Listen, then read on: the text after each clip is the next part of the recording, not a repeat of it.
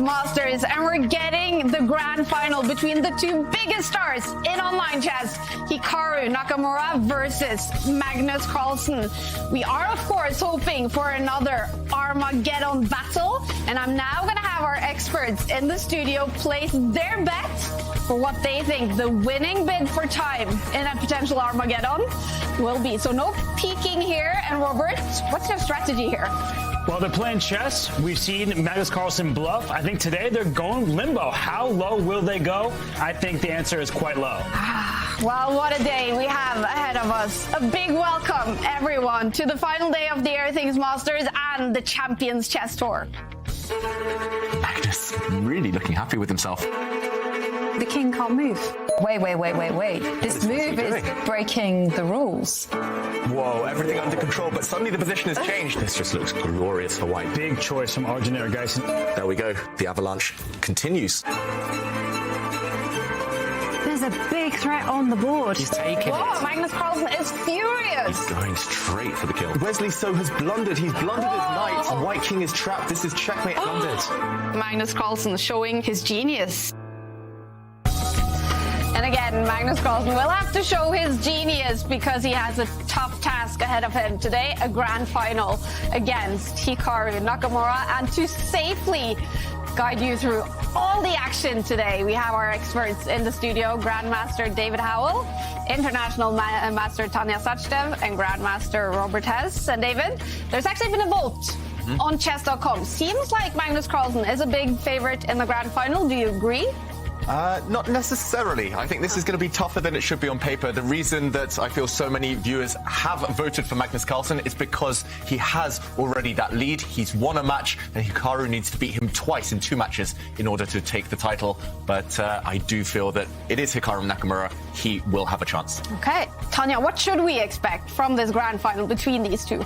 This is the most epic rivalry of modern chess of our times, Kaya. We've got the classical rapid and blitz world champion, the Triple Crown Magnus Carlsen, up against who is the best ever speed chess specialist of all times, Hikaru. What can we expect? The one thing is for sure, no quick draws. Every game is going to be a big fight. Hikaru is going to maximize every single chance on the board. And what are the chances, Robert, we will see Armageddon today, do you think? I think quite high, because neither of these two has won a match in regulation, so to speak, because Magnus, he beat Arjun, and then Hikaru in Armageddon. And Hikaru, he lost to Magnus in Armageddon and then beat Wesley yesterday. It's all been Armageddon. Yeah. And are you confident about your bid? No. I have the experts' predictions in here. I'm going to keep them in here until we have a potential Armageddon. And we're asking you at home as well to place your bid. What do you think will be the winning bid for time in a potential Armageddon? One winner will get a signed Airthings device. And actually today there is a special sale on Airthings. You get $100 off your Airthings Wave Plus. You can just scan this QR code and you're directed into the page where you can get your Airthings device to monitor air quality in your home. And air quality is important for chess players, especially when they are playing at home. Day 4 yesterday, we started out with the losers semifinals, which was a battle between Wesley So and Arjun Erigaisen to go through to the losers final. I really like the way Arjun is playing. Wesley So is capable of playing energetic, dynamic style, but he's forced into it in this game. That's a sacrifice. I think he's forced to draw. This is just incredible. Wow. We were assuming he had to defend his rook, move his rook, or swap the queens. He says, no, just take my rook, please. He moves out of check, and that is a mark of genius, Wesley So. Now we see the position repeat itself. Have it. Wesley So goes through to face Hikaru Nakamura in the losers final. We're off. It's the Italian game. This is what Wesley has been going to. It's his go-to opening. I do feel like this position is so solid for Hikaru. And there we have it. Hikaru missed it. Look at Hikaru's face. He looked to the side and he was, oh, what is that? And he realizes that now he is going to face a terrible ending. Well, queen and rook's on the board, but a horrible pawn structure. That was a missed shot from Hikaru. Wow. Like now. Oh! Could he have swapped queens there? Oh, and Hikaru saw it immediately, and he's shocked. Oh, my. And we've got to show that. It's a draw. They've repeated the position 3 times, but Wesley could have won. He could have won if he didn't trade the queens off. What? The final move was a blunder by Wesley So. Oh, we should be firm on the board. It's happening, guys. Yo-yo between the queens, and it's over. We have a draw. We're going to Armageddon. Look at Wesley so inching in with the queen next. His king is coming up to b4. He is kicking black's pieces back. Hikaru was shaking his head. He hates his position. He hates what he's trying to defend. Look how the black queen is just causing a nuisance from behind here. So many weaknesses in Wesley's camp. Hikaru Nakamura needs just a draw, and it looks like Wesley might have missed a huge opportunity Shaking there. his head, Wesley. Now it's only 15 seconds in it. This is just easy for Hikaru right now, and he's even ahead on time, right? He doesn't have any problems whatsoever. Hikaru, he knows he's got this in the bag. He's smiling. He's got a time advantage, and he clenches his fist. Wesley resigns. But Hikaru Nakamura makes it through to the grand final. He will face off against Magnus Carlsen.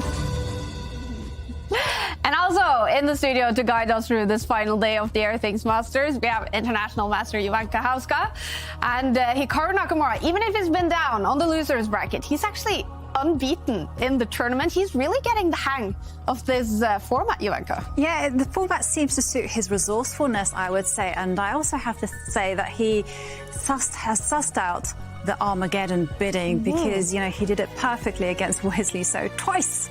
Incredible.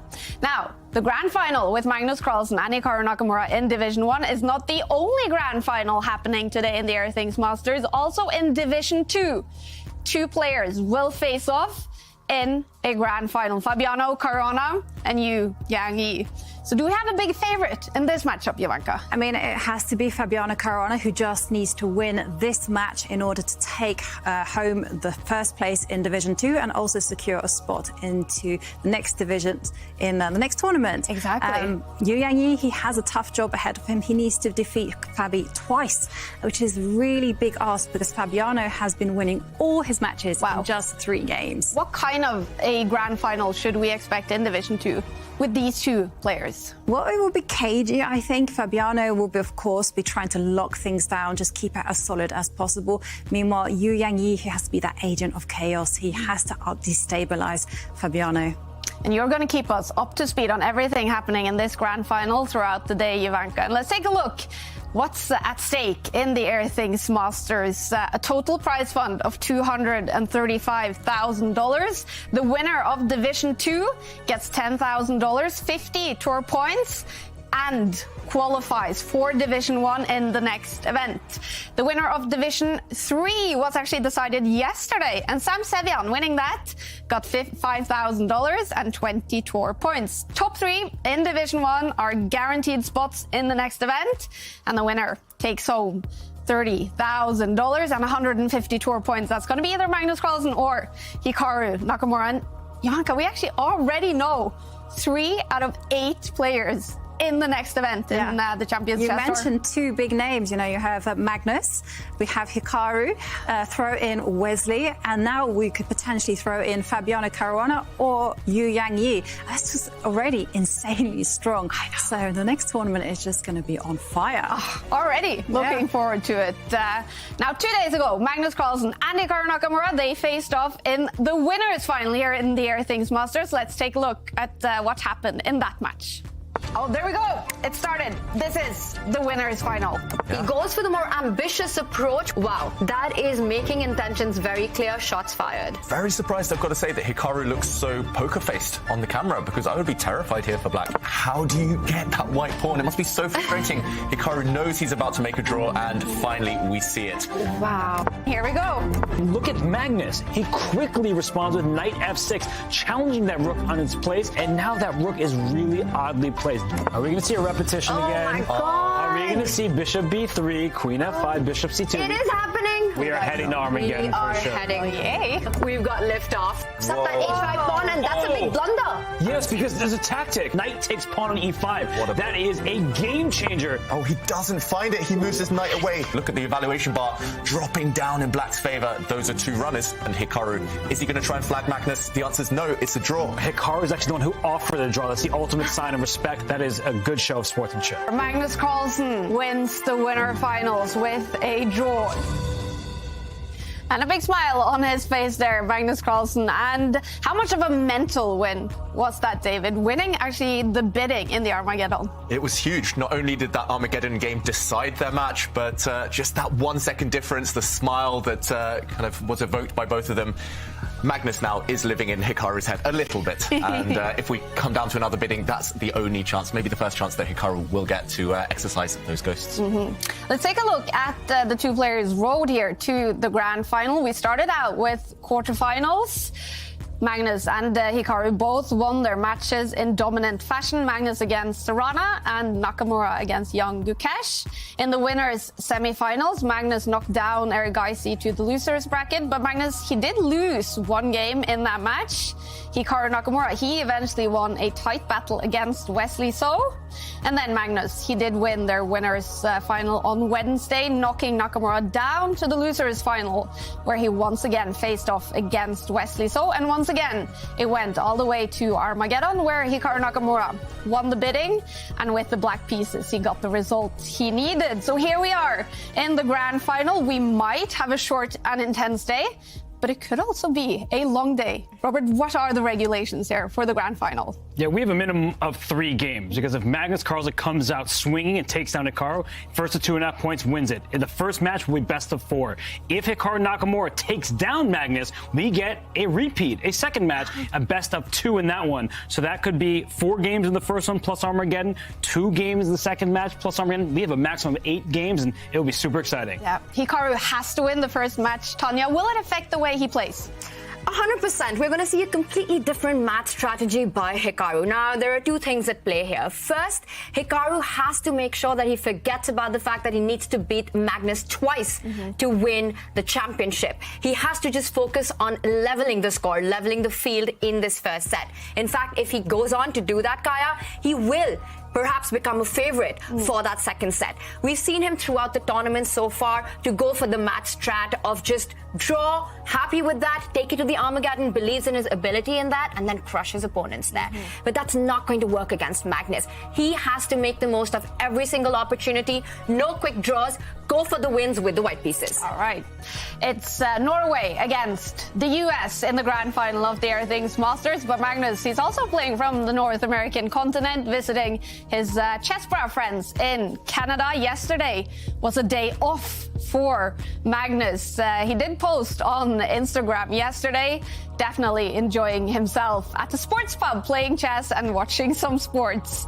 So he didn't reveal to us, David, 2 days ago what he would do on his rest day. But do you think he's coming in relaxed and happy today? Yeah, Magnus is certainly very relaxed, certainly very happy. And knowing him, he took his mind off chess, maybe doing some exercise. And I should say, Kaya, rest days in chess are not always a good thing. You do break your flow, you do break the rhythm sometimes, and especially when you're playing well, you want to keep going. So let's see whether Magnus can keep up that good form he showed before yesterday's day off. Could it actually be advantage, Hikaru? He's in the flow. He played yesterday. Yeah, it was a tough match. So you're in the flow of chess, as you're saying. You're thinking chess nonstop, and that can help you instead of breaking the pattern where you just have a day off, your mind is off elsewhere, watching sports. So I do think that playing every day can be very helpful in a tournament of this magnitude. Yeah. There is no doubt these two are very even in the faster time controls. In the Speed Chess Championship in December, Hikaru won their battle in a very exciting match. And you commented on that, Robert. Can you describe that match? That commentator's curse aside, where Magnus blundered a bishop, that was the start of the match. Hikaru jumped out to a huge lead. Magnus stormed back, but when all was said and done, it was just a little too much. Hikaru Nakamura, he won by 1 point. The timer ran out on Magnus Carlsen's comeback. Hikaru Nakamura was the deserving Speed Chess champion. And only about a week later, they played again in the Blitz World Championship. That was a draw. Magnus eventually, though, took the gold medal. And as we know, in the most recent battle here in the Airthings Masters winners final, Magnus won that one. So what will it take for Hikaru today, Tanya? Again, Kai, it all comes down to the kind of opening prep and the fighting spirit that Hikaru shows. Not having that match strategy of going into the Armageddon, maximize your chances in every single game. Now, even in this event, yes, Magnus beat Hikaru, but Hikaru didn't actually lose a single game. They had 5 draws. Hikaru has been unbeaten so far. Magnus Carlsen hasn't lost a single match, but he's lost 1 game in the process to Arjun Agassi. There was a time back in the day when Hikaru had this huge mental block against Magnus. Magnus had a crushing score, but he has overcome that. In fact, in 2022, Hikaru did not lose a single game to the world champion. Wow. That is some amazing stats. We are waiting for the first game in the grand final to start. This is the head-to-head stats between them in rapid and blitz chess. Wow, that is a lot of games.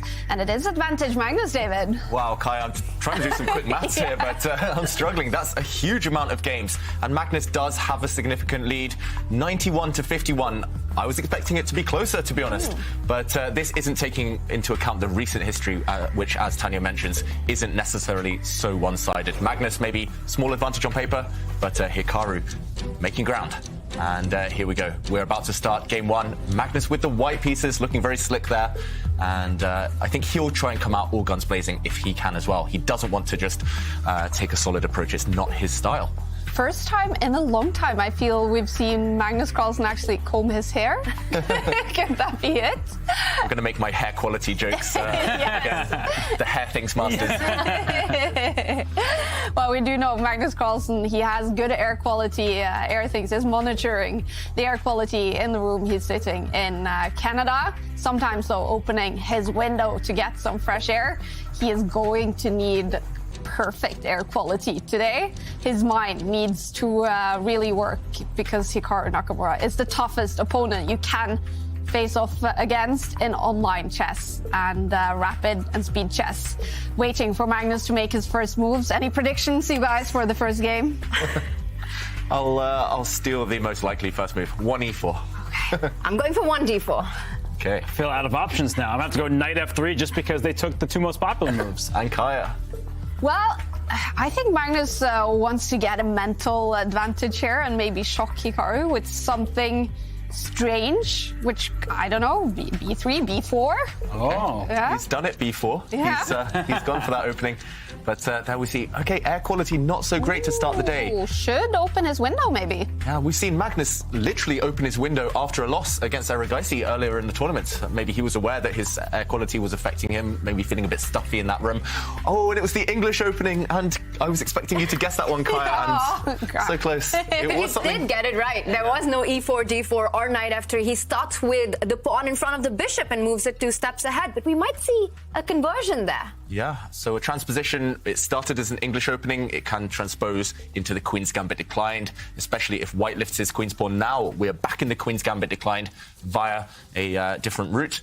And, okay, which variation will Hikaru choose? He's played pretty much everything in this position.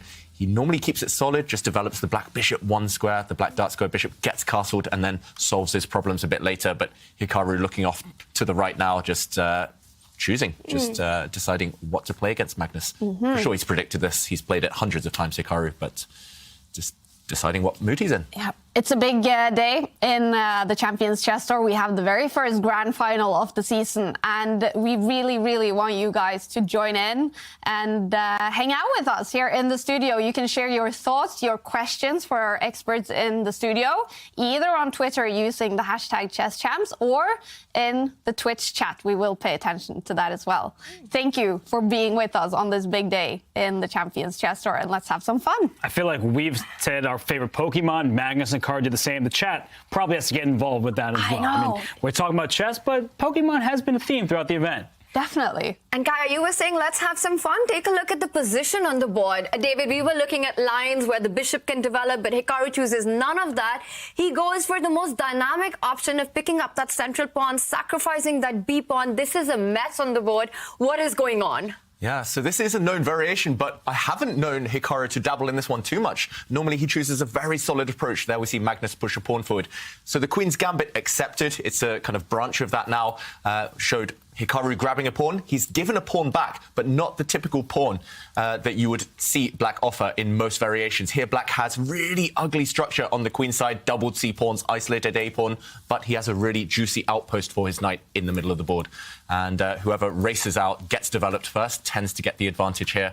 I've always slightly preferred White's chances. You get more space, you have the more fluid structure, but Black, as Tanya said, very dynamic, and Hikaru clearly choosing this opening because of the match situation. It's part of his strategy to imbalance things and maybe even go for a win as Black.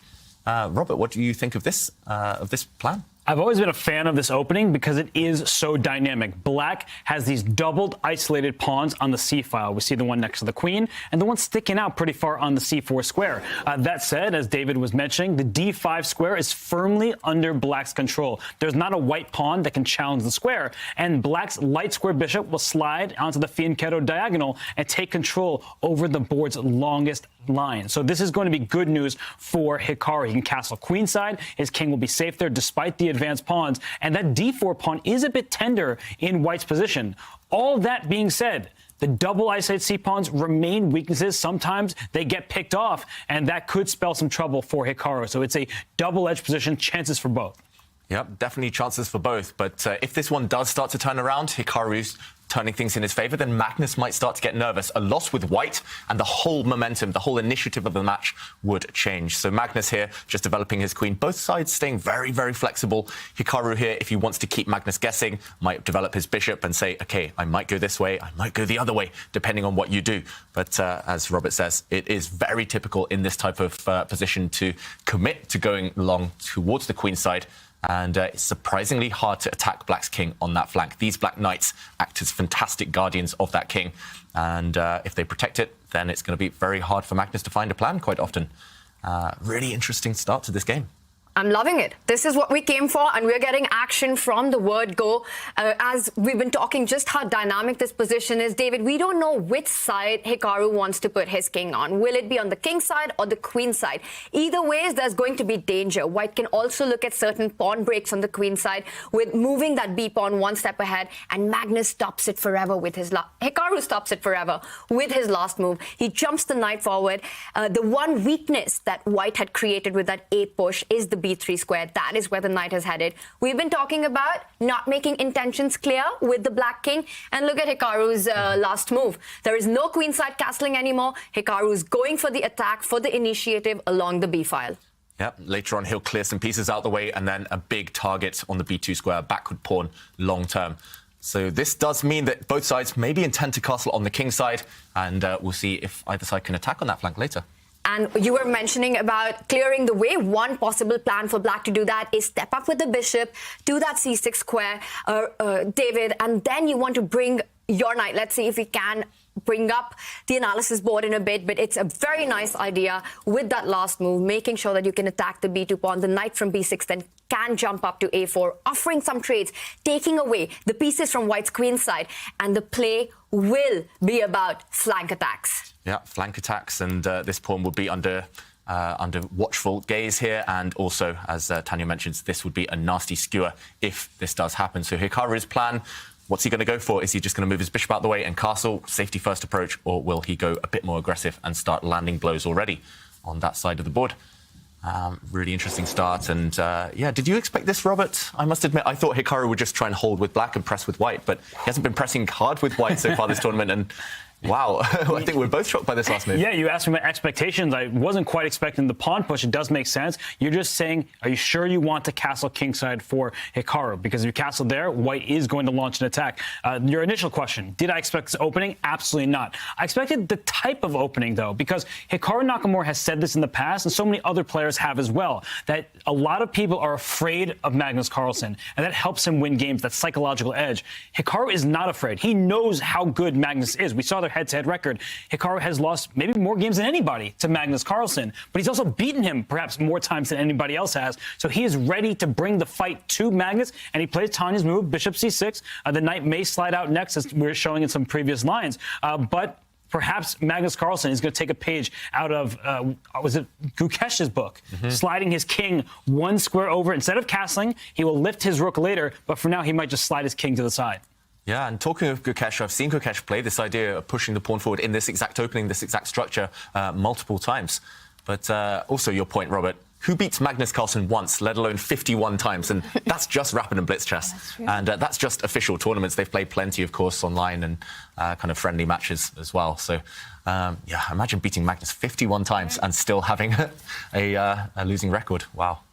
Incredible stats. You know, I think in sporting history, we've always got these epic matchups and these great rivalries that go down in history books. If we think about boxing, there's Muhammad Ali versus Joe Frazier and their big fight. Yeah. More recent history, there is Federer versus Nadal and their battles on court. And when we think about speed chess, today and in the future, when we will talk about speed chess, these are the two names that will come to our mind. Their fight, it will be Magnus Carlsen and Hikaru Nakamura. Incredible. Yeah, it's like Messi and Ronaldo after their picture recently, where they literally acted as these two with that position across the board from one of their epic battles, I think in Norway chess a few years back. I can't remember who was Messi, who was Ronaldo, but either way, two greats, two goods. Magnus was, Ronaldo picked the Magnus position, and Messi had the Hikaru position. So how lucky Ronaldo and Messi are to get to be Magnus and Hikaru. That's one way of putting it, for sure. Yeah. But no, this position, it really is a messy one. And I'm going to give you that's very nice. But it is the type of position that Hikaru wants against Magnus. We saw in their first matchup in the winners' final that Magnus was getting these slight pulls. Hikaru's position was not very dynamic. He had to sit and wait for what Magnus was trying to accomplish. And here, Hikaru says none of that. Magnus, you had the day off yesterday. Perhaps you weren't looking at chess, and I was. He prepared this line, and look at Magnus. He's saying all steam ahead. Let's go. Push that pawn forward. H5. Maybe that pawn will go forward even further to H6. Just try to create a dent in Black's king-size structure. All that said, Black's play is very quick with this knight A4 jump. The B2 pawn is already under attack. So Magnus has his work cut out for him. Yeah, and he needs a solution to this move. This is clearly part of Hikaru Nakamura's plan right now to launch an attack on the queen side. And I'm not seeing it immediately, I've got to admit, how we comfortably defend this pawn. I don't really want to, for example, drop the bishop back to defend it. That would make a very sad piece of the white bishop.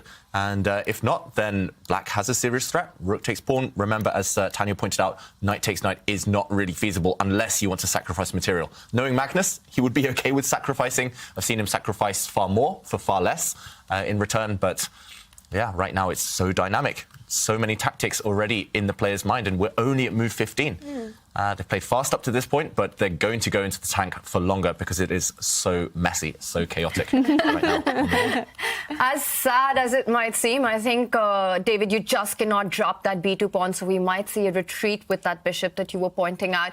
And we do see an attack on both sides. The queen side is where Hikaru's got his forces. The king side is where Magnus is trying to rush down with that H pawn. So a really incredibly dynamic position. And very often with these top players in chess, we see that their moves make sense when you look at them backwards. The plan that Hikaru's shown on the queen side, and we were talking about the knight jumping onto A4 to clear the B file, but Hikaru has something else in mind. He decides to force a trade-off and create an imbalance by exchanging the bishop for the knight.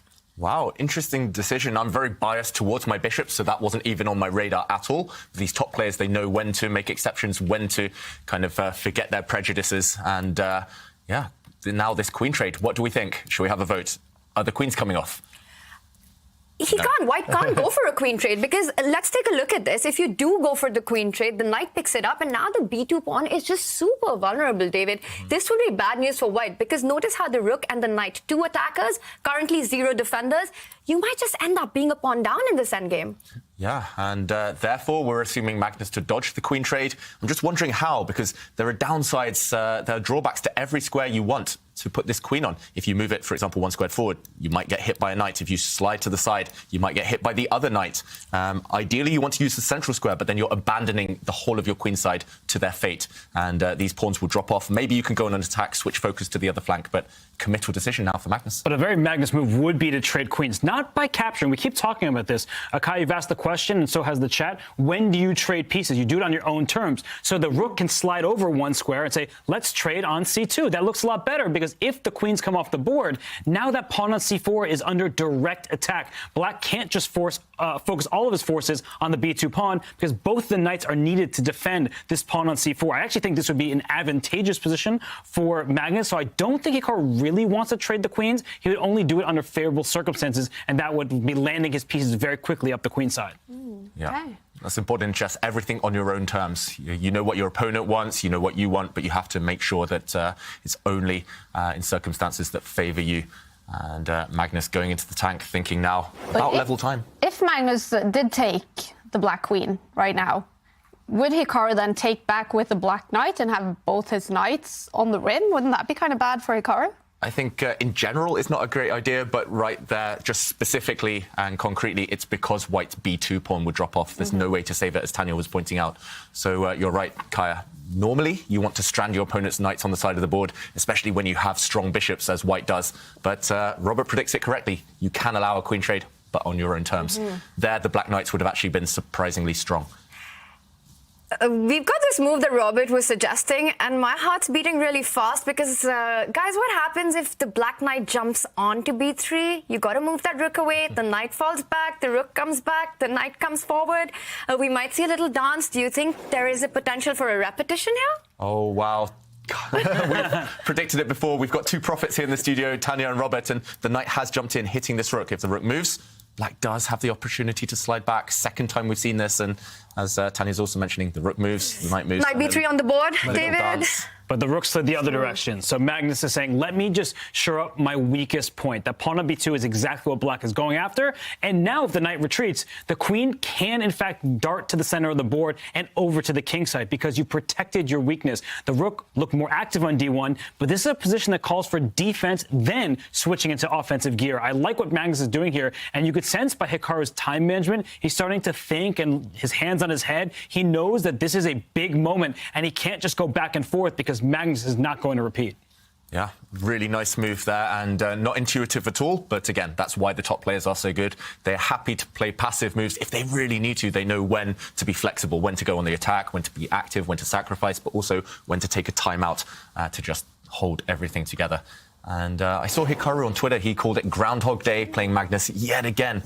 Do you think he fully believes in his chances today? I just love how brave he's been in this opening. 100%. I mean, just the way he's been playing, he knows what he needs to do to win this match. He needs to beat Magnus not once, but twice. And while it's a start, the kind of position that he's gotten, extremely dynamic. Now, he gives a check. He gives a check, doesn't fall back with the knight. And look at the way he's playing, such aggressive moves. Every move is a piece forward. Just incredible stuff. Hikaru knows that level one today is to first create chances in the first set, not to think about that final reset that he will get. And I think he's done everything right with the black pieces. It's not easy to get this kind of a position against Magnus Carlsen. Yeah, it's a cliche, right? You take it game by game, move by move, but that's what Hikaru has to do. He is taking significant risks, however. He's playing very aggressively, but he has abandoned his king side, and Magnus takes the opportunity to step forward. Now, watch out. In any endgame, that white h-pawn is very close to promotion. The number of times I've seen Magnus promote his a or h-pawns after marching them forward this far, and only now does Magnus clarify the central tension. He trades off a pawn. Also, the black king wants to castle at some point. It can't stay in the center forever. It blocks the connection between the two rooks. So when Hikaru eventually does castle to the king side, his king will always have mating threats against it with this structure. But what about Magnus? What is his plan with his king? His king is going to have to stay put for a little bit, but that c4 pawn, that's the tender one.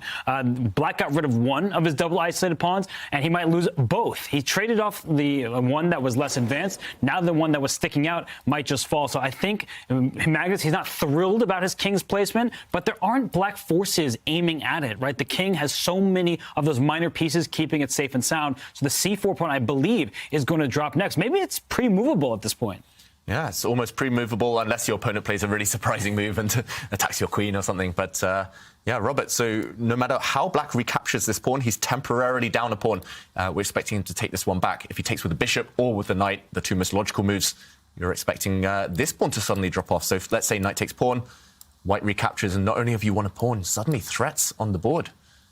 Actually, you're right. Maybe it is that simple right now. Do you think Hikaru's just misjudged something here, miscalculated? Or is there a way to justify going down a pawn now? When someone offers a trade, and then after that piece is taken, they start thinking, it feels like they might have misevaluated the sequence of events. So Hikaru is probably trying to figure out how to deal with this, because if we just go down this line for a second, yes, the pawn structure will probably be compromised after knight takes bishop, queen takes knight, and then bishop takes e3 here. But there are all sorts of threats. The queen can go up to c6 with check, preventing black from castling. That king is actually getting hunted right away. If the king slides over, the queen just goes to d6 with check and hits the rook, winning the game on the spot. Maybe this is what Hikaru overlooked, because otherwise he would have a reasonable position, but the queen delivers that fatal check, and the rook will be hanging at the end of the day. Yeah, you're right, Robert. Maybe he just assumed that Magnus had to recapture this bishop. Now the black king gets time to run to safety, and white is left with ruinous pawn structure, especially these two weak long term. I do slightly prefer white here, but at least black has a decent share of the chances. Okay, he's gone for this line, so we might well see after bishop takes pawn, Magnus just recapture, just go a pawn up and threats against the black king. Looking very, very shaky for Hikaru right now, down 2.5 minutes as well.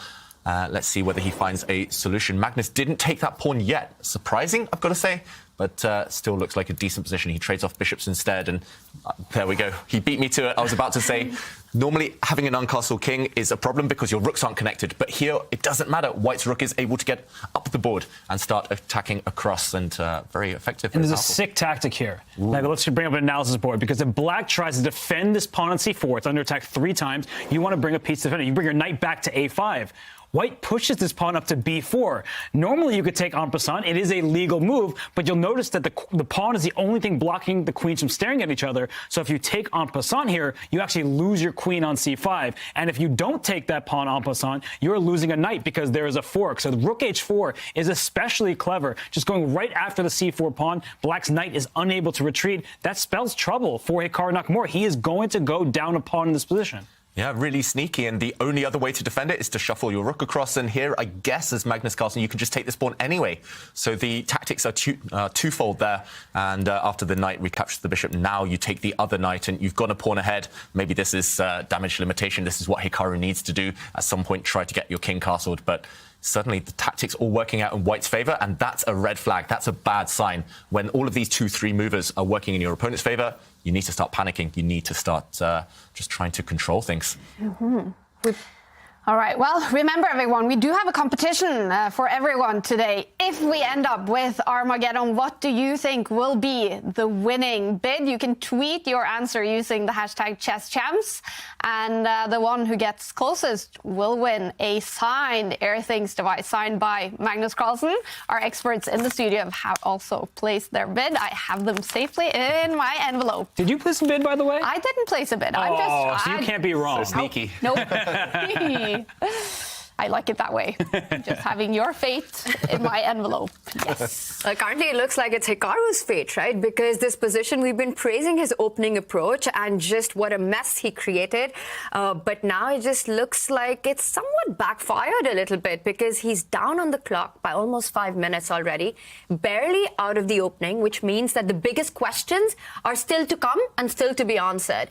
The c4 pawn under fire, as we can see, the queen, the bishop, and the rook, all 3 pieces hitting it, and very importantly, black cannot just shift the rook, defend it, because regardless of that, perhaps we can just really quickly show this line that you were pointing out, David, where if black defends it with the 3rd piece, and I see that Hikaru is reaching out for his mouse, he's about to make a move, then white can pick up the c4 pawn with the bishop, you pick it up with the knight, and the knight on b3 hangs. So he would have lost the pawn anyway, and instead Hikaru decides to first bring his king to safety. But the big question always in these positions is, how safe is that king? Look at that pawn on h6. Imagine at some point white's queen lands on f6. Once it gets there, the queen on f6, these dark squares that are super weak, there will be a mate on g7 that you'll have to watch out for the rest of the game. Black needs to be extremely careful. White picked up the pawn. Hikaru has gone to move that rook, pinning the bishop. But can the knight be picked up on b3? I think it can, and it most likely will. And The only question here for Magnus is which way do you capture? You could take this knight with your queen, allowing the black knight to jump in, and this is a superior version of what we looked at earlier for black, because suddenly both your rooks are active. Suddenly all of your pieces really, really well placed. And, OK, looks like we've gone in the other direction. Sorry, just to backtrack. After bishop takes, I was expecting queen takes queen here, I've got to say, and heading into an endgame. But white would have had an extra pawn. Instead, Hikaru gives a really sneaky check, hitting the white king. Just in time, Magnus is able to go and block with his queen. His queen was also under fire, and now the bishop falls, and this is the current position. White's still a pawn up. Yeah, I think we were expecting that queen trade because of the activity black would have received. But the problem with black's position is this pawn on h6. It's not just trying to deliver a checkmate right now. Even without queens on the board, we could see a future where there's back-rank checkmate threats, and that's bad news for Hikaru's king. And that is probably why Hikaru said, I need more pieces on the board. But with those pieces on the board, and we just see Magnus's rook slide across to b4, hitting the queen, protecting that extra pawn. I mean, that pawn is ultra well defended. And now Magnus continues to improve his other pieces. Watch out for Hikaru's king, but for now he is quite active, trying to create threats against the white queen side. Yeah, I'm expecting just to block this open file, as you mentioned, some threats later on of getting the rook behind. So block this open file, place your knight on a really nice square. And, for example, if we do see a rook trade, at least you have an active rook here, threatening this pawn in conjunction with your queen. You have a very well-placed knight. And for now, it looks like you've got an element of control. Still a pawn down, however, still maybe preference for white, but you're in the game. And David, exactly this line, I think it demonstrates Robert's idea so well, that here black is hitting with the rook and the queen, the pawn on b2, but white doesn't need to bother with it. You can simply take the open C line for your rook. Always place your rook on open files. And now we see why that b2 pawn cannot be picked up, and the power of that h pawn on the other side of the board. You deliver a checkmate on the back rank. Yeah, really nasty stuff. The tactics will continue. I mean, this type of thing is something that Hikaru have to worry about for the rest of the game. Let's go back to him. He's down to 2 minutes now. It's a 5-minute difference between the two players, and looking grim. Is he in big trouble? Big is an understatement. I think he's in huge trouble because, remember, against Magnus Carlsen in the winner's final, game 1, Magnus won a pawn and had a great chance in the endgame, but he didn't have enough time, and Hikaru put pressure on Magnus's clock. Here, Magnus is ahead on the clock. He's up a pawn. His king is safer. I just feel like everything going right for Magnus Carlsen, he is surely going to take this game 1. If he doesn't, he is going to be absolutely devastated. Yeah, and Hikaru, against anyone else in the world, he would feel confident about his defensive chances. But here, clearly, the reason he's burning time on the clock is because he hates his position. And not only are you a pawn down, also checkmating ideas against your king. It's, yeah, multiple reasons. And the clock, he's now down to almost just a minute, and Magnus has got over 7 minutes. That's a huge time advantage in a super difficult situation. We've often spoken about how one of the biggest strengths of Hikaru is his resilience, his resourcefulness. And he needs to show that now more than ever. I just don't know what to do because we keep talking about this white pawn on h6, which is threatening. We talk about if a queen lands up in the attack, then white knight can also help out and go for the attack. We were quoting Taylor Swift yesterday. I mean, white horses, right? Land me a white horse on f6. That's bad news for the black king. So Hikaru lashes out with his pawn push to a5. Look at how quickly, though, Magnus is responding. And Hikaru needs to have his moves ready quickly because he's down under a minute on the clock and he remains a pawn down on the board. Amazing speed there by Magnus. It just feels like he's playing on all sides of the board, and now that knight can jump up to g5, also opening up the f line for the queen to land on to try and put pressure on the white side. He's playing on all sides of the board. Magnus has got this rook on b5, which takes control of the queen side, any activity against the b pawn, while the other rook and the queen and the knight, the arrows that you're drawing, David, exactly point out to the idea that queen from f3 will threaten that pawn, also threaten to jump onto f6 and that mate that we've been talking about on the g7 square. Big trouble here for black. I've said it so many times, once the opponent's queen is this far distanced from her own king, you need to go on the attack. You need to target that enemy king while you have the opportunity here. It takes black's queen 3 or 4 moves minimum to get back to any potentially defensive square. And this looks like a devastating move, Tanya, the one you're mentioning, bringing the knight forward. And Magnus, I think, will go for that. I could also imagine a very Magnus type of move would be to just shuffle the king towards the corner, towards safety, just to avoid any potential checks long term. Black's queen could come back and annoy the king on this diagonal at some point. So just prophylaxis, as we say, just get the king to safety, and the tactic's still working in white's favour. But yeah, no matter what move he chooses right now, looking very promising for white. A good moment, I feel, for Magnus to stop and invest some time. Still 5 minutes up on the clock with a very, very strong position.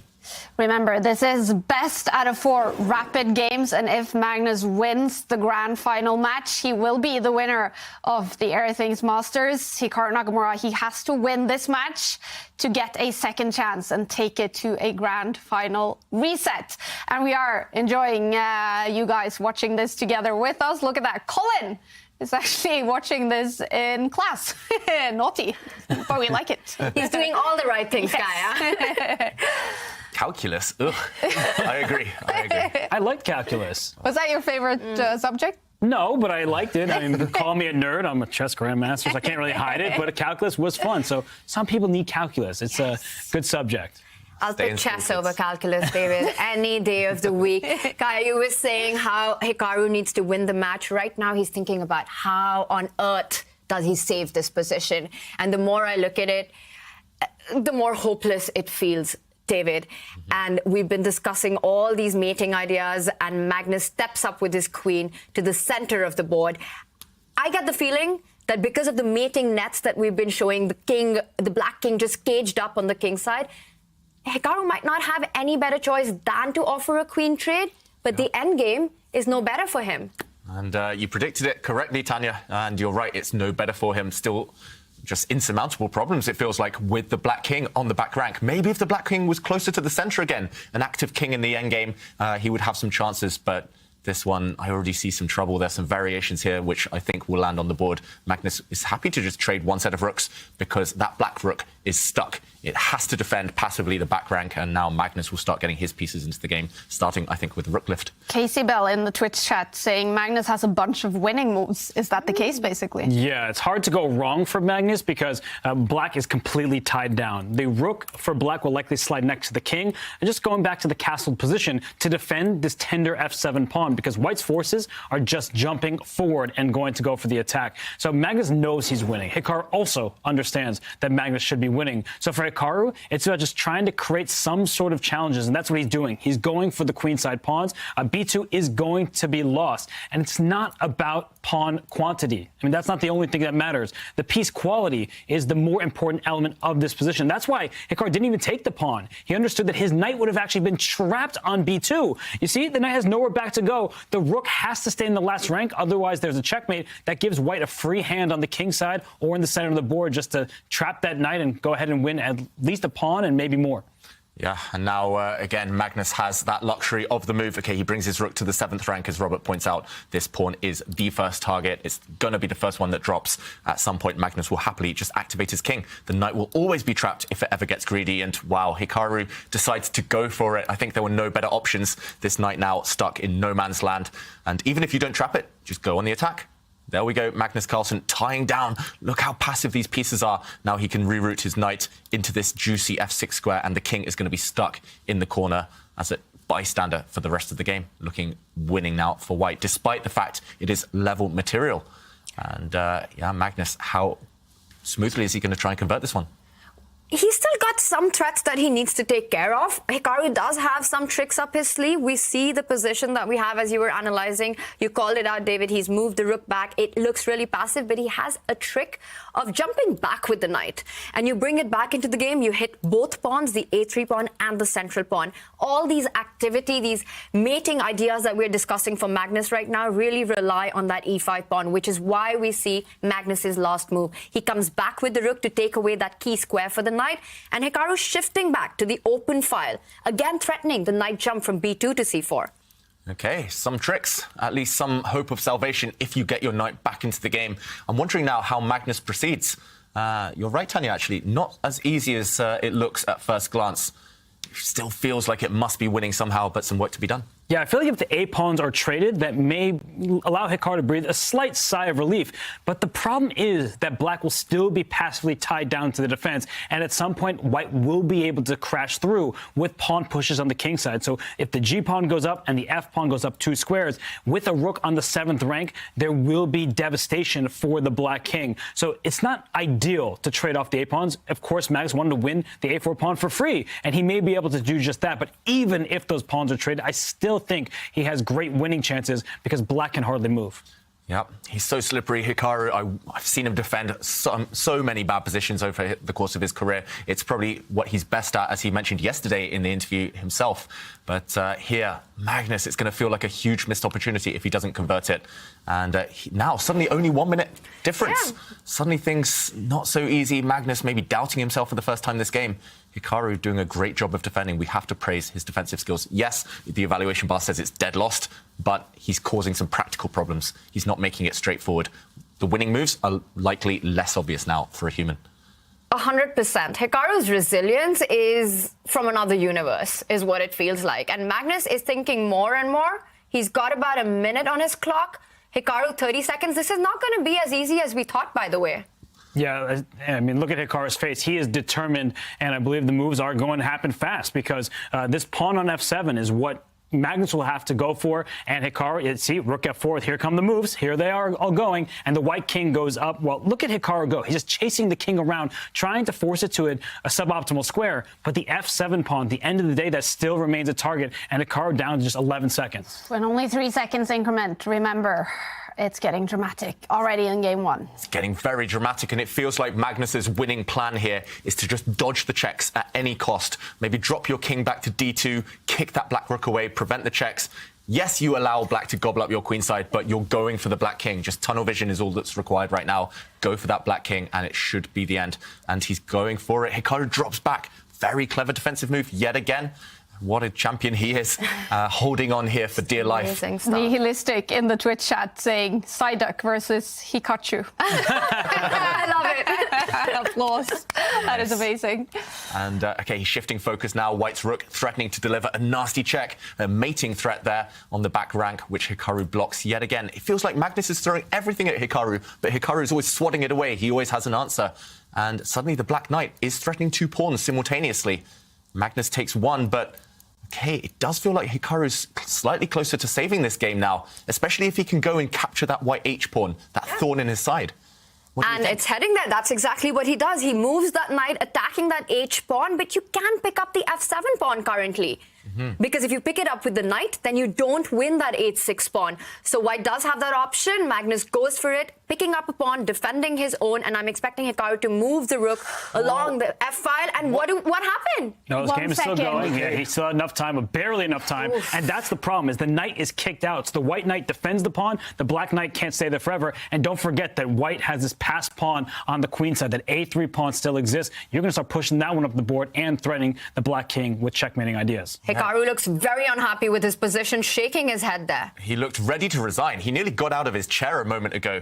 Now, Magnus has to be slightly careful where he puts the king. You don't want to put the king on a passive square. There we go. Out into the open, out towards safety. And I think Hikaru, body language, he's ready to resign. The white king's just going to attack these pieces, and now the black king is the one that is doomed. Checkmate is coming. Black's king all alone, and Hikaru does eventually throw in the towel. Wow, Magnus Carlsen strikes first in the grand final. He takes the lead, winning game one with the white pieces. That means Hikaru Nakamura will have to make a comeback at some point and take this to a grand final. Magnus looking over this. No smile on his face, but a good game by the world number one, who takes the lead.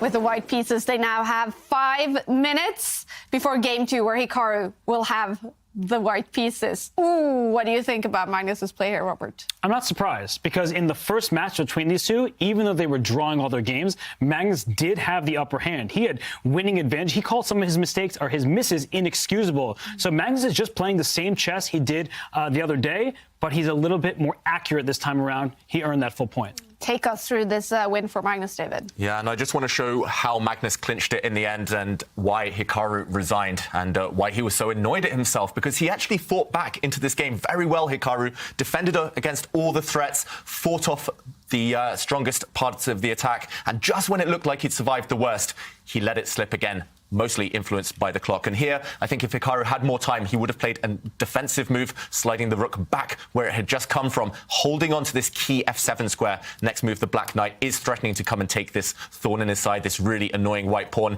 Instead, however, Hikaru panicked, and we saw him laugh on the camera. He moved his knight to g4, perhaps forgetting that this pawn could simply be captured by the white knight defending this vital pawn. And he tried to create some counterplay here, Hikaru. He tried to annoy the white king by giving some checks, but the white king simply stepped up the board. And here in this position, we saw Hikaru resign. He gave a check, didn't even wait for Magnus Carlsen's reply, because the white king would step up the board, any safe square, and checkmate is coming. The black king all alone is not going to be able to defend. And Hikaru, unfortunately, lost that one, but he now needs to fight back. He's still got white in the next game. It doesn't look like much, but neither would a Sicilian defense to the untrained eye. This is a performance enhancer. You don't see it. How about now? Manage your air quality, sharpen your performance, change the game with Airthings. And you can win an Airthings device today. Remember our viewer competition. You can tweet your answer using the hashtag ChessChamps. The question is, what do you think will be the winning bid in a potential Armageddon? And remember, you can also today get $100 off an Airthings device using the QR code on the bottom of the screen. We're going to take a quick Twitch break. And for everyone else who are subscribers, we're going to reveal the puzzle of today.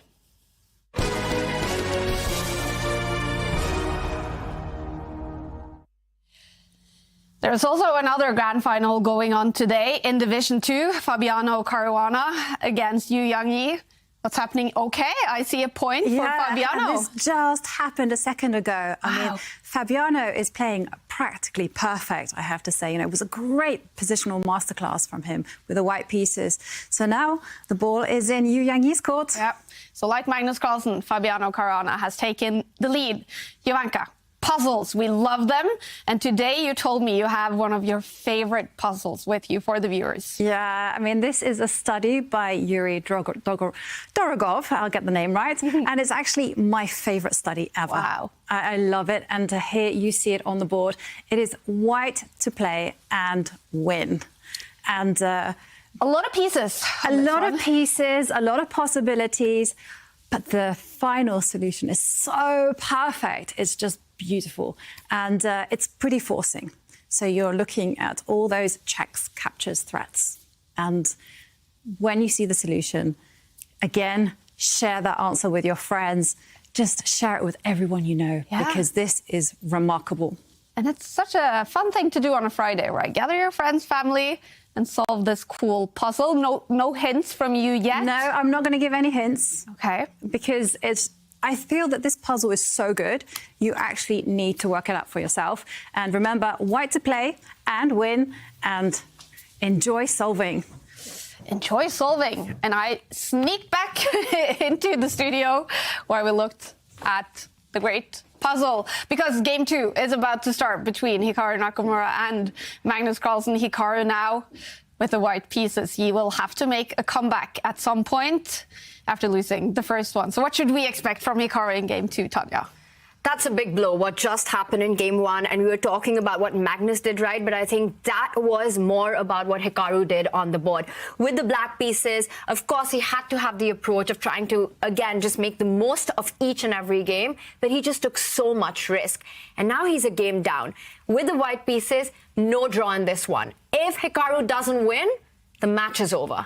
Yes, there's still a mathematical chance for it, but it will be way too difficult. Kaya, it all comes down to this game 2. Hikaru has to win. Yeah.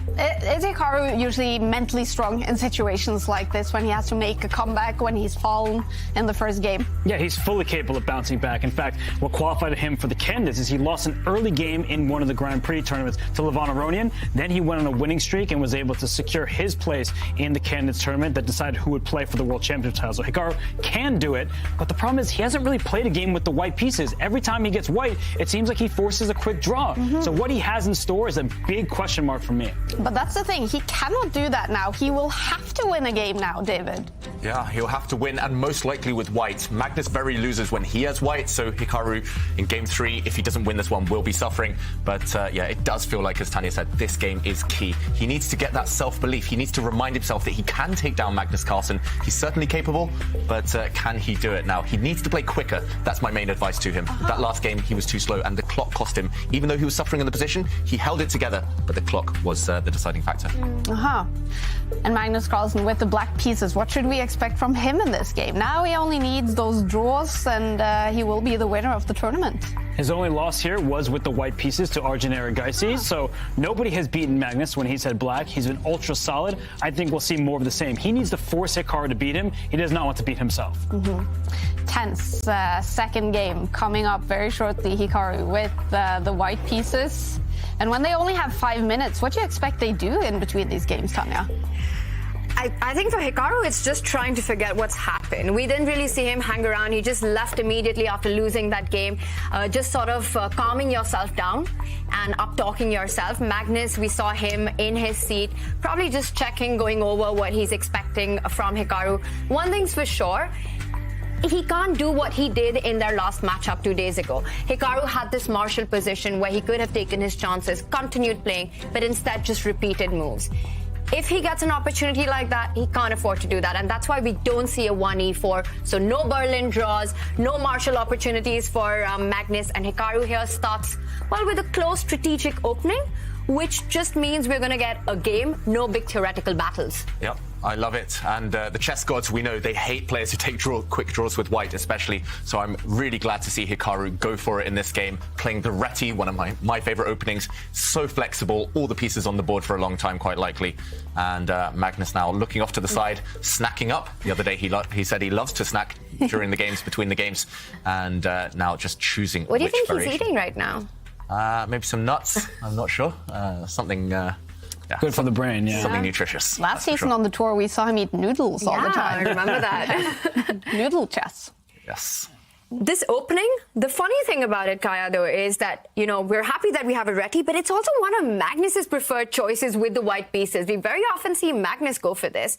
Robert, what do you think about that? Hikaru choosing a line that Magnus himself plays so many times. I think you have no choice because these top players play everything under the sun. And Magnus does love this as an opening weapon from the white side, but it's a good choice because you don't bring the battle immediately, and that could leave some long-term winning chances. I do think that Hikaru needs to press in this game. He can't just rely on a draw here and hope that he'll survive because he still will need a victory over Magnus Carlsen. So what are the ideas in this position? You've had no pawn tension, no trades just yet. At some point, you are going to strike in the center and create some opportunities to trade off pieces, whether it's the C pawn or the E pawn. So Hikaru has a wealth of experience himself. He's just trying to figure out what direction he wants his game to go. And I think he can push his C pawn and make it an English type of position. I think that means it's a less balance. It's not going to be symmetrical. And I think that's exactly what Hikaru has to aim for.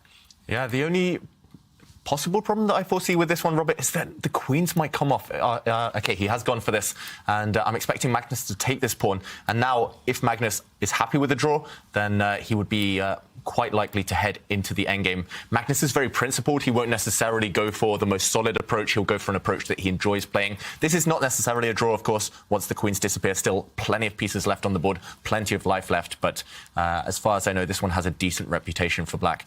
Black is very solid. You can bring the knight out, bring the bishop out. Sometimes you can push forward this pawn. I'm not sure whether this is exactly that type of position to gain a bit more space. But either way, Magnus will be looking for a safe approach. Another one would simply be to develop the knight, defend this pawn, and play almost a Sicilian, but just with reverse colours. Magnus looking away now, deciding what move he prefers in this position.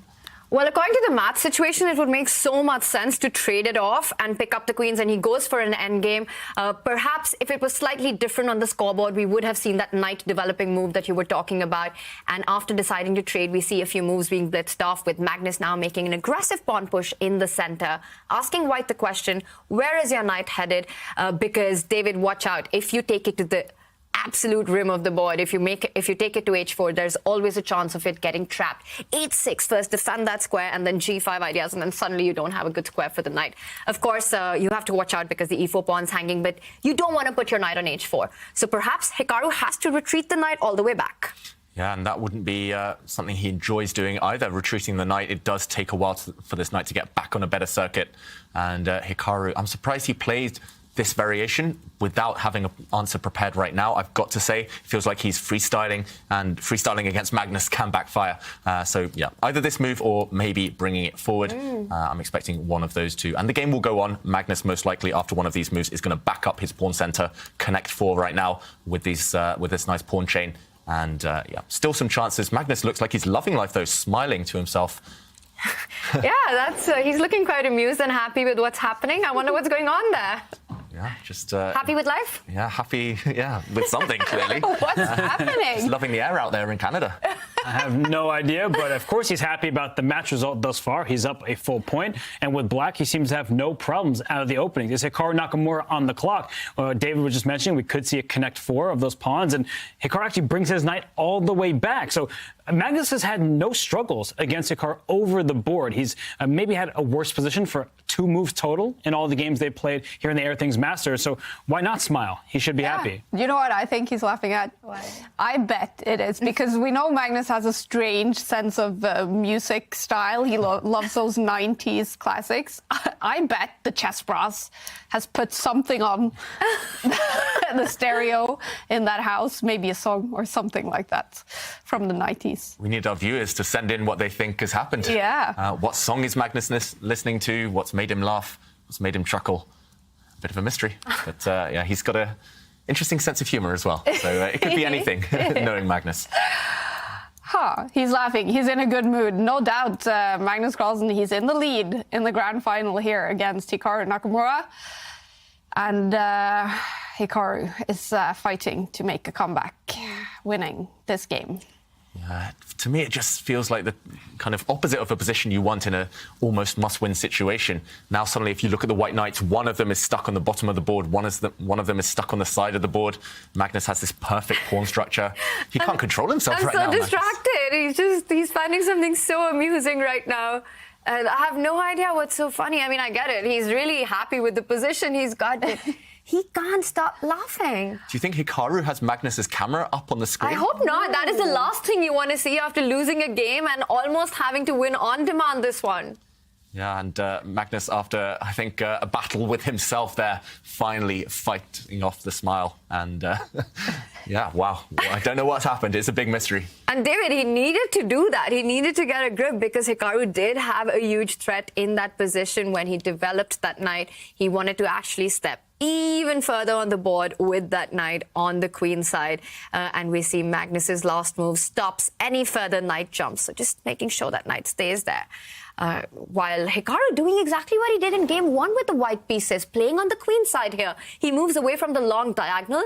Notice that bishop on g7, targeting that pawn on b2, which really stopped white's development and flow in the way pieces would have come out. And now I'm expecting him to go one step ahead with that pawn in front of the rook to defend the c4 pawn. Robert? I know that Hikaru Nakamura is the Fischer Random champion, but it feels like he's playing Fischer Random while Magnus is just playing regular chess. I mean, all of White's pieces are scrambled across the board here. Black's pieces on very good squares, harmonious. We have the pawn chain from h7 all the way down to e4 in the center, which blunts that fianchetto bishop in front of the white king. And look at Black's fianchetto bishop on g7. It stares across the entire diagonal. Everything going right for Magnus Carlsen in this game. I don't know what he was laughing about, but he does have good reason to be happy. He has nothing wrong in his position. Everything, every piece on a good square. Yeah, I agree. It looks like Fischer Random gone wrong for Hikaru, but he is at least trying to break that chain, break down that black pawn chain in the center, and start with the head and that e4 pawn. If he can get rid of that, suddenly the white pieces have much more freedom, much more life. And I think Magnus here would be very reluctant to trade off the pawn that has just moved on f3. He'll be looking for cleverer ways to do that. Is that a word? Cleverer? More clever ways, wiser ways, more practical ways. And he brings his knight out. Again, look at Black's pieces. Perfect centralization. The 2 black knights on the square that we tell all beginners to develop them to. Just controlling everything. 2 black bishops very well poised for the position to become open, and White's stragglers there, especially those 2 knights. I don't like the look of them at all. Hikaru is so good at rotating his knights. but he'll find it very difficult to get them to more active posts, at least in the next few turns, while Magnus finally deals with his king, brings the black rooks to the center. No problems at all for black. It's definitely white who's trying to equalize in this game, but that shouldn't be enough for Hikaru. Not a good start to this one. Not a good start at all. You've got the white pieces. You want those queens on the board. You want to have a dynamic position, but instead here you are on the back foot in an endgame. And you can just aesthetically see and tell that white's position lacks so much space. Black has advanced those pawns. The pieces are out. Now looking at connecting the rooks. For Magnus, the play just seems very easy.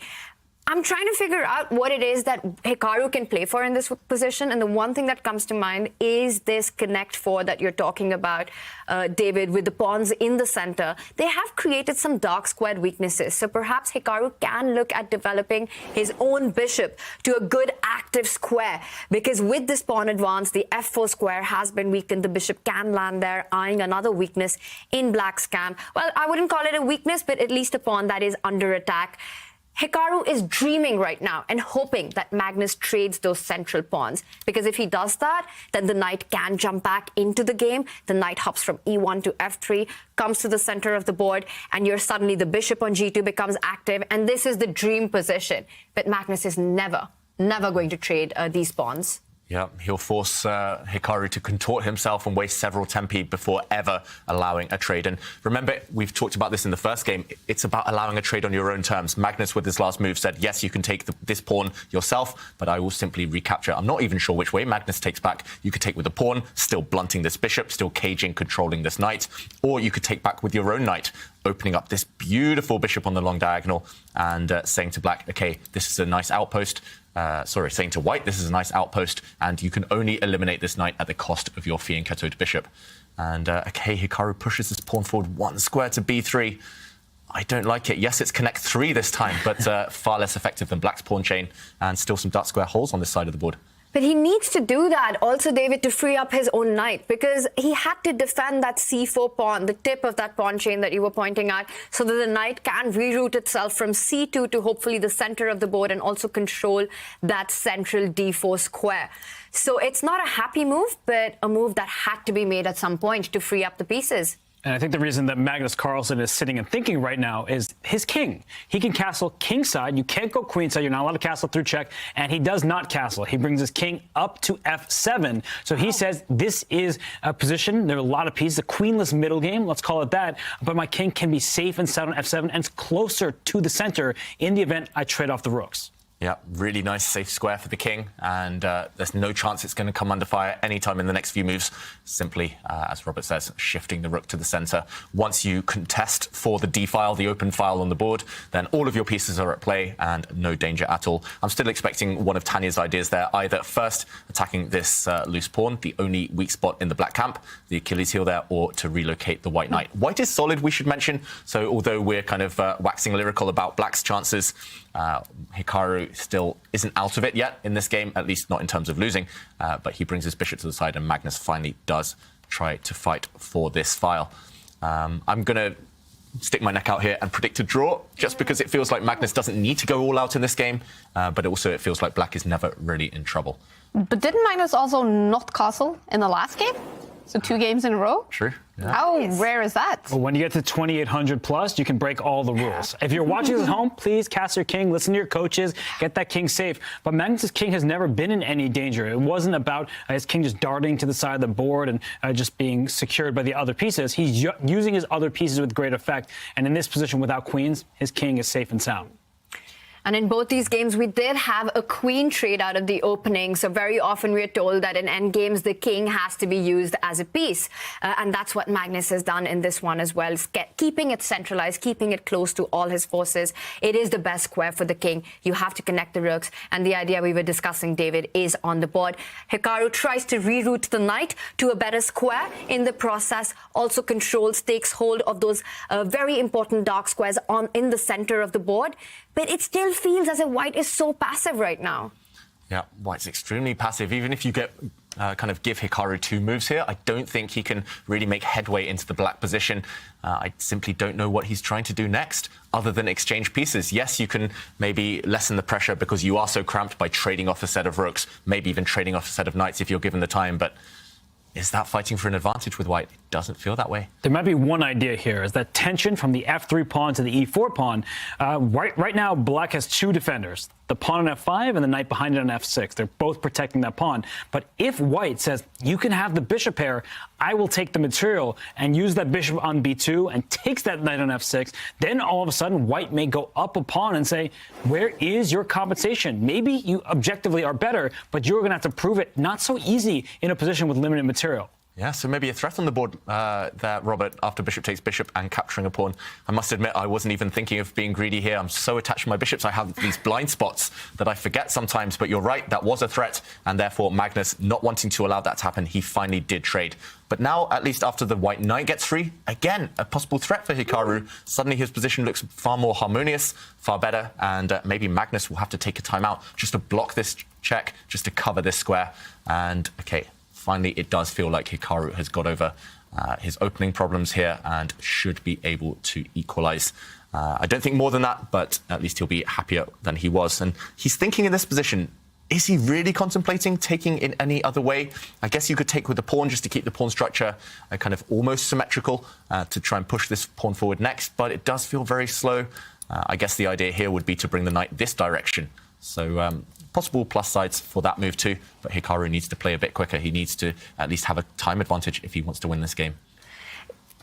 It is a big question here for white, what you recapture with, and I think Hikaru has made, well, the more human approach here and what seems to me the right choice to bring your pieces out, to try to play for piece activity here, and he has a huge threat on the board. We were talking about how black needs to stop this, but this is the best position that Hikaru has had all game today, maybe all day today, actually. And we can expect some more trades of the pieces. Again, trying to open up that bishop on g2. That is the key piece in white's position, the kingside bishop, the light squared bishop. Right now, stopped. Right now, there's a block on the road on that diagonal with black's knight on c6. I'm also expecting a trade of these two knights, the white knight on the queen side and the black knight on the queen side, to open up the chances for this Fan Chateau bishop. So there are some technicalities still to be solved for black here. What do you think? We've talked about what Hikaru needs. Is Magnus going to be happy to just shut this one down, move on to the next game? Yeah, try and get a draw? 100%. Yeah, there's no doubt in my mind that if he can just swap all the pieces and make a draw, he'll do that. Because with the white pieces, in game one, in the winner's final, in game one here in the grand final, Magnus has had an advantage with white. He could not convert in the winner's final. Hikaru played great defense and used Magnus's clock against him. But today, that was a really good display of just complete control over the board. So we see, speaking of control of the board, Magnus pushing his rook pawn up, taking away white's lone threat in the position. And if the status quo remains, white's pawn structure is worse than black's. You have an isolated pawn on e2. Black has 2 pawn islands. White has 3. So we have connected pawns for black, and that one pawn on e2, that's not a happy piece. And if black can attack it, it's going to be difficult to defend. Yeah, and Magnus, okay, now not smiling, now frowning slightly for the first time in the game, not looking too happy. Momentum-wise, it is slightly in white's favour. I feel this position is utterly balanced. It's very equal chances for both sides.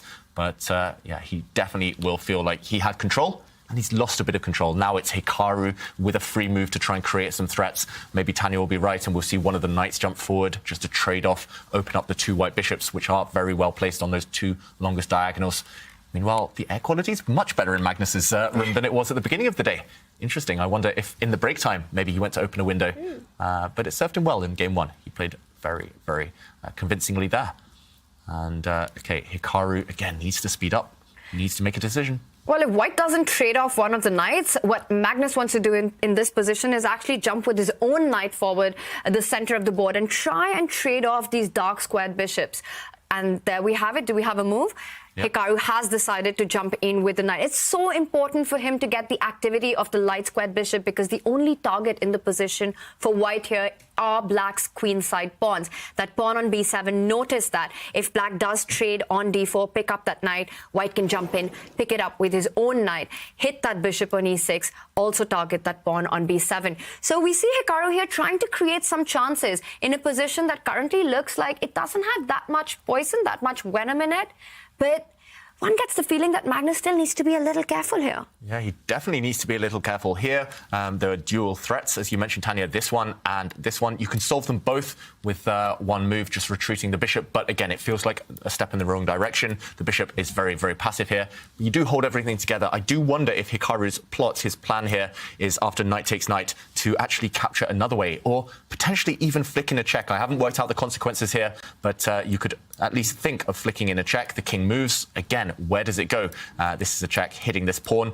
And for example, if we drop back to its start square, now Hikaru could capture this knight with his rook or with his bishop, and still something to worry about, at least for Magnus Carlsen. This pawn is loose and this pawn is loose. So both flanks, both sides of the board, you have issues. And if this is a potential hazard for Magnus, then he has to go into the tank now, as he's doing, because white is adding up the threats, stepping up the pressure. I think he's wisely spending time, as you're saying, because it could be dangerous territory for him. Every pawn push creates a weakness in your position, and here's the g6 pawn lost its friend defending it. So knight e5 check will be a big threat in a variety of positions. I do think that white's position is a little bit too loose. If we just kind of even look at this line just 2 steps further, once the king slid back to the square you put it on, and we see a swap of rooks on the d4 square, that bishop on d4 is loose, and there's a bishop on g7. So the knight on f6 moves out the way either to g4 or back to d7, and we see that this bishop on d4 is hanging, the knight on e5 under attack twice. Magnus can work his way out of this, so he has everything under control for now. Well, he does pick up the knight, so this gives white the opportunity to go for this line, the intermezzo that we're talking about. And I often feel that intermezzos are the easiest moves to miss. Of course, Hikaru hasn't missed the check here, but in general, in chess, we're so tempted towards recapturing immediately. But Hikaru, of course, has found it. He knows that he needs to go in for this attack. And I really like this line, David, that you were pointing out, hitting that pawn on g6, hitting that pawn on b7, and simply recapturing the central knight with the bishop. Nice play here by Hikaru out of an opening that I don't think he was super happy about. I don't think he was ecstatic about the position that he got, but he's managed to create some chances. An intermezzo, what does that mean? We need to translate. There's various different words, different terms. I guess in English, we would say like an intermediate move. So before playing an automatic recapture, we flick in another move first. Normally it's a check to gain some time, and only then do we capture. So, for example, in that last position, white gave up a knight temporarily and flicked in a check first, black reacts, and now he'll regain the material balance. And that black knight in the center of the board will be taken, will be captured. There's various terms. Intermezzo, I guess, is Italian? And it's related to music. Okay, related to music. But there's also the German word Zwischenzug, like literally between move. And it's basically a shocker. Yeah. You're expecting one thing, but you get something else. It's normally something you don't want to see if you're on the wrong end of an intermezzo, but here Magnus reacted very quickly, did bring his king back to a central square, and Robert predicted this whole line, predicted the future. Thanks to the looseness of white's pieces, black can solve his problems tactically. That's often what you need to do, and I think Magnus is okay. And because, oops, sorry, go ahead, Karen. Yeah, because there was just such a good pass saying, Robert predicted the future. And the question is, has Robert predicted the future? If we have Armageddon, we have asked the expert to place their bid in this envelope for what they think the winning bid for time will be if we do see Armageddon today. I have all their predictions in this envelope, and we're also asking you at home the same question. What do you think the winning bid for time will be in Armageddon? You can tweet your answer using hashtag #ChessChamps, and one lucky winner will get an Airthings device signed by Magnus Carlsen himself. I think right now Hikaru is dreaming and hoping to get that Armageddon in. After that first game loss, he needs to win one game in this match to just equalize, to just level the score and get into that Armageddon. But of course, that will be a whole different mind games, different strategies. The two have already played one Armageddon, so they kind of know how they think. Magnus called it a soul read, that 1 second win that he had. I know. Tanya, I thought you were going to say he's dreaming of winning this Airthings device. What happens, actually, if Hikaru writes in himself, tweets in the exact time he's going to bid? Who'll be the closest? Oh, that's a loophole. It's a clear loophole. I bet Airthings will be very happy to send an Airthings device to Hikaru. The question is, do you think he would want it signed by Magnus? Oh, what's happening? Okay. Actually, nothing that dramatic, but he found a really clever way to trade bishops. I was expecting the white knight to retreat, but he found a much more active square. Sorry there, Kaya. It's just chess players kind of... reaction to a shocker. Exactly. Well, Aesthetic show us why this is so beautiful. Yeah, now it's died down into a very normal position, but he just found an artistic way to do it. That one was for the memes, for the fans from Hikaru. So we were looking at this position. Robert predicted it pretty much. Pressure on this knight and along this diagonal. The white bishop behind it is loose, so this white knight has to defend its bishop.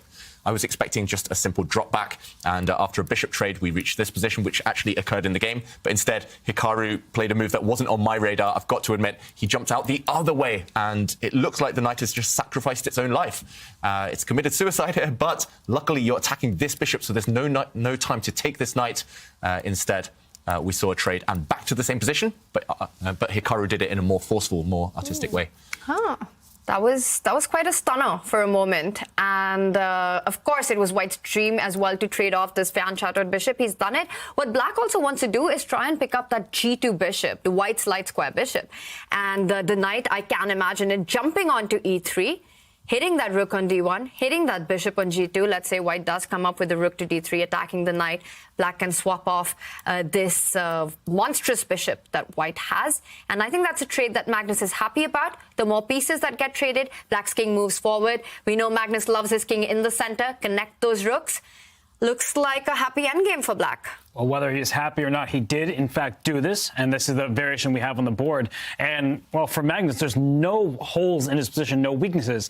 That said, a knight can actually outclass a bishop in the ending because the knight can jump from color complex to color complex. It can go from light square to dark, and that bishop has to stay on the light square. So for now, everything under control for Magnus Carlsen. But there could be a future where the knight causes some problems on the dark squares that black bishop cannot handle.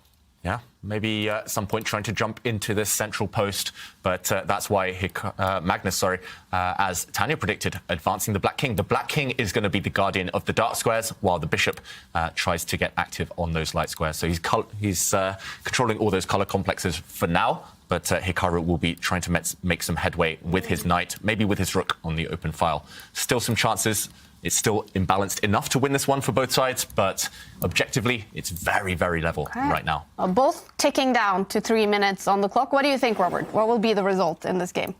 It's looking to be a likely draw just because of the limited material, but it depends on Hikaru's mindset. If he really feels like he must push, and I think we've seen that throughout the game. He's kept more pieces on the board, taking some risk in the process that if he feels this is now or never, he could in fact lose this game. But I said, and we were talking about it earlier, it feels like Hikaru has to win. Now that we're here, you can't just sacrifice the match. That if he draws this game and is able to hold with the black pieces in game 3, he still will get that rebuttal game 4 with the white pieces. He doesn't want to sacrifice the entire match right now in what looks like an even end game. Yeah.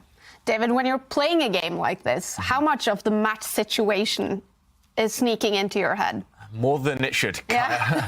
It's so hard to block out what's going on around you. These guys, they're very aware that there's thousands of fans watching out there cheering for them. But of course, they're able to perform under those incredible amount of pressure. For myself, I struggle, especially when I know there's so much on the line. There's a huge title, there's money, there's everything at stake. I really have in my past, throughout my career, kind of struggled to put that to one side. But these guys are good at that, and they will find a way to focus, especially for Hikaru, I feel. For Magnus, it's maybe easier to drift because he's a point up. He knows he's done half of the hard work. For Hikaru, he is so focused on the fact he needs to win, so everything else will be blocked out just for this game or two. Meanwhile, Magnus throwing a pawn forward. He's opened up his bishop. That black bishop is now like an arrow darting down towards that white h3 pawn on the light square. Actually, there's multiple tactics in the position. Just to show one idea off here, if Hikaru is careless, I'm not sure whether it works, to be honest, but if pawn takes pawn right now and captures this pawn, Black does have the option of taking this guy with his rook, luring the white king out onto a light square, a rook sacrifice, but you win back the piece immediately with a nice skewer. The king moves out the way and we capture this rook. And this is not necessarily winning for Black. It's not a winning tactic, but it's just a nice way to keep things simple. And actually, a bishop often outclasses a knight with pawns on both sides of the board. Actually, this morning, I was annotating a game by our friend Simon Williams, a Ginger GM, where in the play-ins for this tournament, he won a very nice endgame with bishop for knight because there were pawns on both sides of the board racing, and the bishop, with its long range, is the superior piece.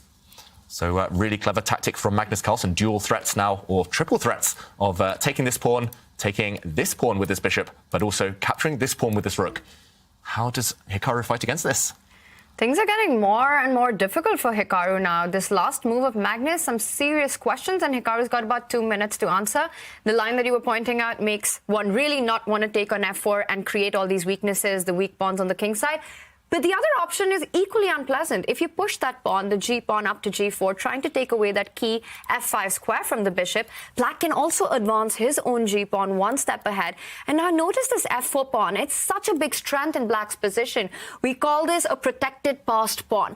One of White's pieces is forever going to be left to stop this pawn from getting further down the board, and it's a huge strength in Black's position. This is a nightmare to deal with. Yeah, and Hikaru right now just weighing up his options. Is he going to capture this pawn? Yes, but now his winning chances will disappear. And your move's on the board, David. Immediate blow from Magnus Carlsen. He had the time to calculate it. He's a minute up on the clock. And here, again, Hikaru, what do? You have so many weaknesses, this pawn under threat. Maybe you just take this rook and go down into the endgame where it should be a draw, but you have to be careful with White. Yeah, and he could slide his rook over instead of taking the rook all the way to the g1 square, attacking g6. But the black rook says, well, I can do the same. Slide right back to d6. And this pawn structure is better for Black. We see that Hikaru actually decides to strike with the move pawn to b4. And I get the sense that he is playing for a win now. It will likely backfire. He's going to have a worse position. Black can just take this pawn on b4, and then look at this. It's like bowling when you have a split. All of White's pawns all over the place. Black's pawns are next to each other, much easier to defend, whereas White's pawns are really an ugly sight to see. Yeah, that's an eyesore for sure. And Magnus goes for a different option. He actually went for this a-pawn immediately, but still, the same point remains. These are ugly pawns. These are ugly pawns. Advantage Black right now. And throughout the event, we've spoken about just how helpless the knights feel against a rook-passed pawn. And take a look at that a-pawn that Magnus has currently. Once it starts racing down the board, White's knight is going to find it so difficult to defend it. Robert, you were talking about a bad... Oh, my God, we have a repetition. Are we going to get a draw? It's up to Magnus now. Hikaru leans back. He was shaking his head there. It's at Magnus's disposal. If he keeps checking and keeps pinning with the black rook, the white king has to keep running out of that rook's eye line. Do you think he's going to go for it? But he knows he's better here. And that is so tempting to play on because Magnus, with his Magnus touch about endgames, but also the mat situation, David, is playing in his mind. He knows if he draws, he gets a white in the next game. He gets closer to that championship. But he can play on here. Magnus, I think he's going to play on. Did you see Hikaru as well? Looked so unhappy, super unhappy for a few moments there, just bobbing his head. He was like, come on, give me the draw, give me the draw. Let's move on to the next one. But Magnus is teasing him now, not making a decision yet, not making a move. Hikaru's really hoping for it. And Magnus goes for it. We've got a game on our hands. Wow. Going for the win, Magnus Carlsen, and activating the Black King. Oof, this one looks so good visually for Black, so I don't blame him at all, Magnus, for going for this. But Hikaru needs to recompose himself now to defend. And Magnus probably estimates his losing chances nearing zero. So even if he won't win this game, he should not lose. But look at Hikaru go. He brings his knight forward. Next will be his rook up in the king's line. Rook b6 check across the 6th rank. That b7 pawn is a bit tender. And watch out if Hikaru can push his c5 pawn. Those are double and isolated. We're talking about them being eyesores. He can eliminate his own pawns off for a trade and then maybe go after this black bishop. So a good chance for Hikaru Nakamura just to create some chaos. But ultimately, Magnus Carlsen has everything under control like he usually does. Yeah, and I love this attitude. Just always activity over anything. That's the motto of the top chess players in the world. Now he's trading off those pawns. Again, Robert predicting the future. And look at this black bishop. Doesn't have too many safe squares. He finds one, Magnus, and Hikaru shaking his head yet again. Surely that rook is going to go and grab that black a-pawn before it starts running, before it starts making a dart towards promotion and level material. 2 pawns against 2 pawns. Still no losing chances, sorry, for Magnus Carlsen. But can he press it for the win? Hikaru, he's just furious at himself, but he needs to knuckle down and at least make a draw in this one, at least make it close in this match. And we're going to see him give checks and Magnus falls back. Does he have to go for a repetition now? Because I don't see where you're hiding with your king unless you march all the way to the queen side. I think Hikaru should be really grateful that he has a draw here. He looks really devastated, but just give the draw, move on to the next one. Still 2 games to catch up to get that win. This one hasn't been his best effort, but he's done enough to secure a draw, a fair result in the end. And I think we're going to see it, Robert. Yeah, there's no choice. I mean, what can white do besides give the checks? Your pawn on c4 is loose. If you try to play for win, that outside pawn, the black rook pawn, will go up the board. So we see the check back and forth. The game is a draw. And that's a fair result, I think. Hikaru did not have winning chances throughout. And Magnus Carlsen, when he had a moment to try for a win, he said, I'll try a little bit, but I'm not going to go all in. There's no point. He runs off Hikaru Nakamura with the white pieces. He did not get the win he needs in this game. Magnus Carlsen is still in the lead after 2 out of 4 games here in the grand final. Looking over the position, Magnus and Hikaru, how will he be feeling right now, Tanya?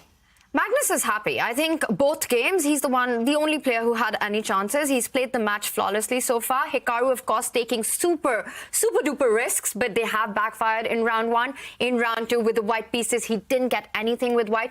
Hikaru is not happy right now. The next game, he starts with black. If Magnus wins the next one, the tournament is over. Magnus will be the champion. Hikaru needs to make sure, with the black pieces, he remains in control. Don't give advantage Magnus out of the opening. Yeah. Is there anything in this game we should look over, David? Maybe we can just recap towards the closing stages where Magnus locked it down and took all risk out of the position.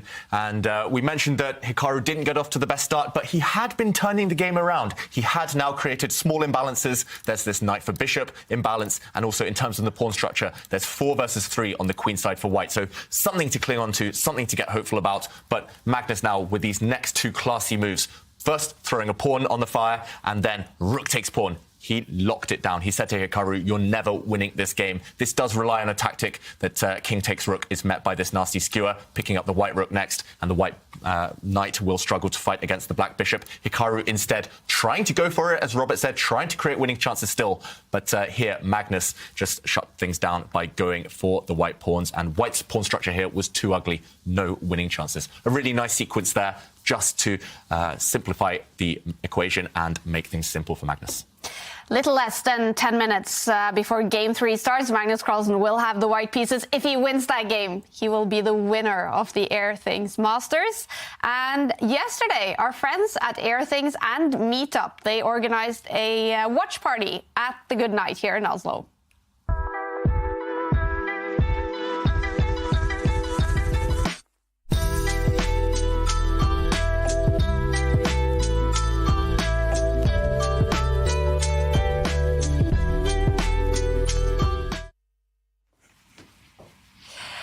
And Airthings is what it's all about. In this tournament, you can win a signed Airthings device by Magnus Carlsen. Today, we are asking everyone to place your bet for what the lowest bid will be in case of Armageddon. And you can place your bet using the hashtag ChessChamps on Twitter. One lucky winner will get a signed Airthings device. And remember, today you can get $100 off an Airthings device. Just use your phone, scan this QR code, and go grab your Airthings device. Right now, we're going to take a quick Twitch break if you're not a subscriber, but if you are a subscriber, well, let's hang out here in the studio.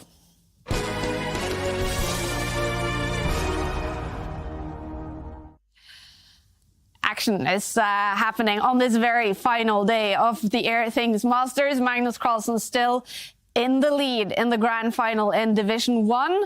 How about Division 2, Jovanka? Is Fabiano still in the lead there? Yeah, he's still in the lead, but it doesn't look like it will continue because it's been a very topsy-turvy game, and it looks like Yu Yang is actually going to take the second game. Okay. So if... we're having some troubles with your microphone, Jovanka. I need to turn it on.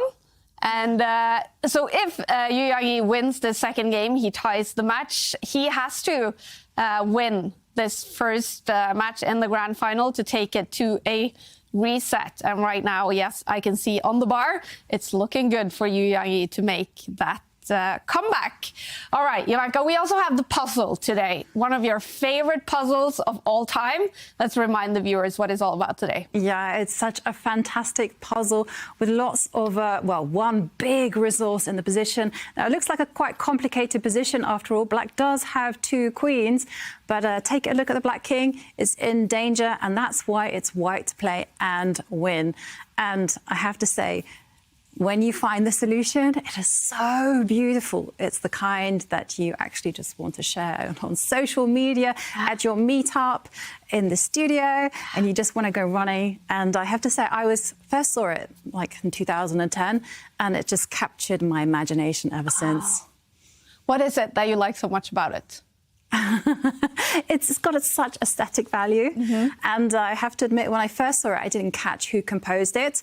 And so I was haunted by this. And I was asking everyone, did you see this puzzle? Do you know of a puzzle where it ends like this? And they went, no. And then I saw it in Judith Polgar's book. And I was like, yep, got it. All right. And there we go. Yep. On the screens behind us, we see there is a result. Yu Yang-yi has tied the match. Incredible stuff. So now game 3 and 4 coming up.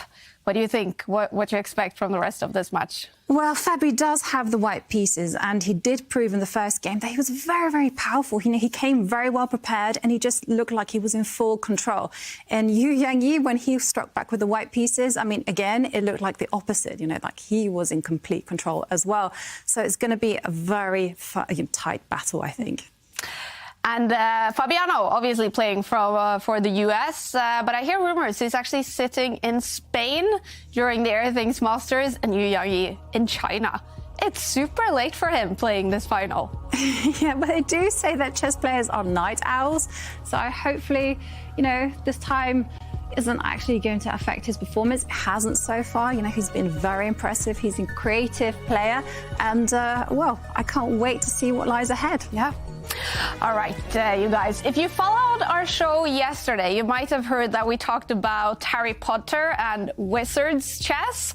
And in the first book, there is a scene where there is a game of wizards chess going on, leading into the Philosopher's Stone. Most people will not be able to remember the moves in that game. But this is what happened when David Howell tested Magnus Carlsen's memory. I'm now going to be showing Magnus some historical chess positions. Let's see if he recognizes them.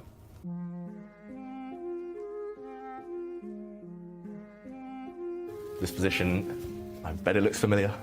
Yeah, this looks an awful lot like Tal Botvinnik. I think the continuation here was probably Queen D5 and then Rook A6 and Tal 1. Yes.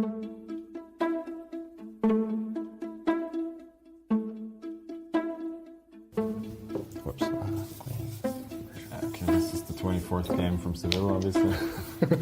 You got that right. Shall I go on to the next one? I was literally reading about this. Like, this is the book that is on my bedside table about the Kasparov-Karpov matches.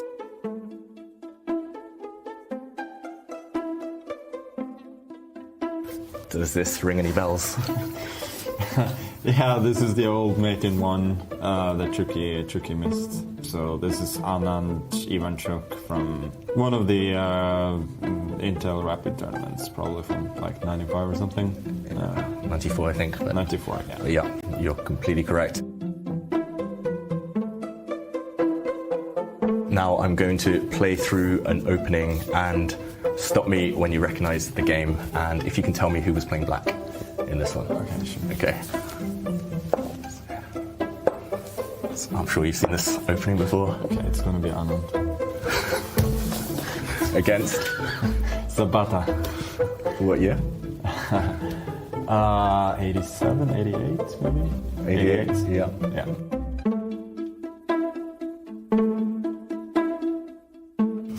I know what this is. Okay, good one. So this is like top 3 worst chess memories that I have. This is the game Carlsen Howell from World Youth Championship 2002. I needed to win the last game. I was half a point in front of Jan Nepomniachtchi. The most annoying part I remember about that last round is that Jan Nepomniachtchi, who was playing against an Indonesian player, Susiludinata. I think he played a Caro-Kann as black. He had an extra pawn and a great position, and then he just collapsed. And I was losing my advantage as well, and I just remember just raging like crazy. I could But tell, yeah. obviously it got David a bronze medal, so that's the good part. It's all downhill from there. Wow, 19 years ago and you still remember the game next to you.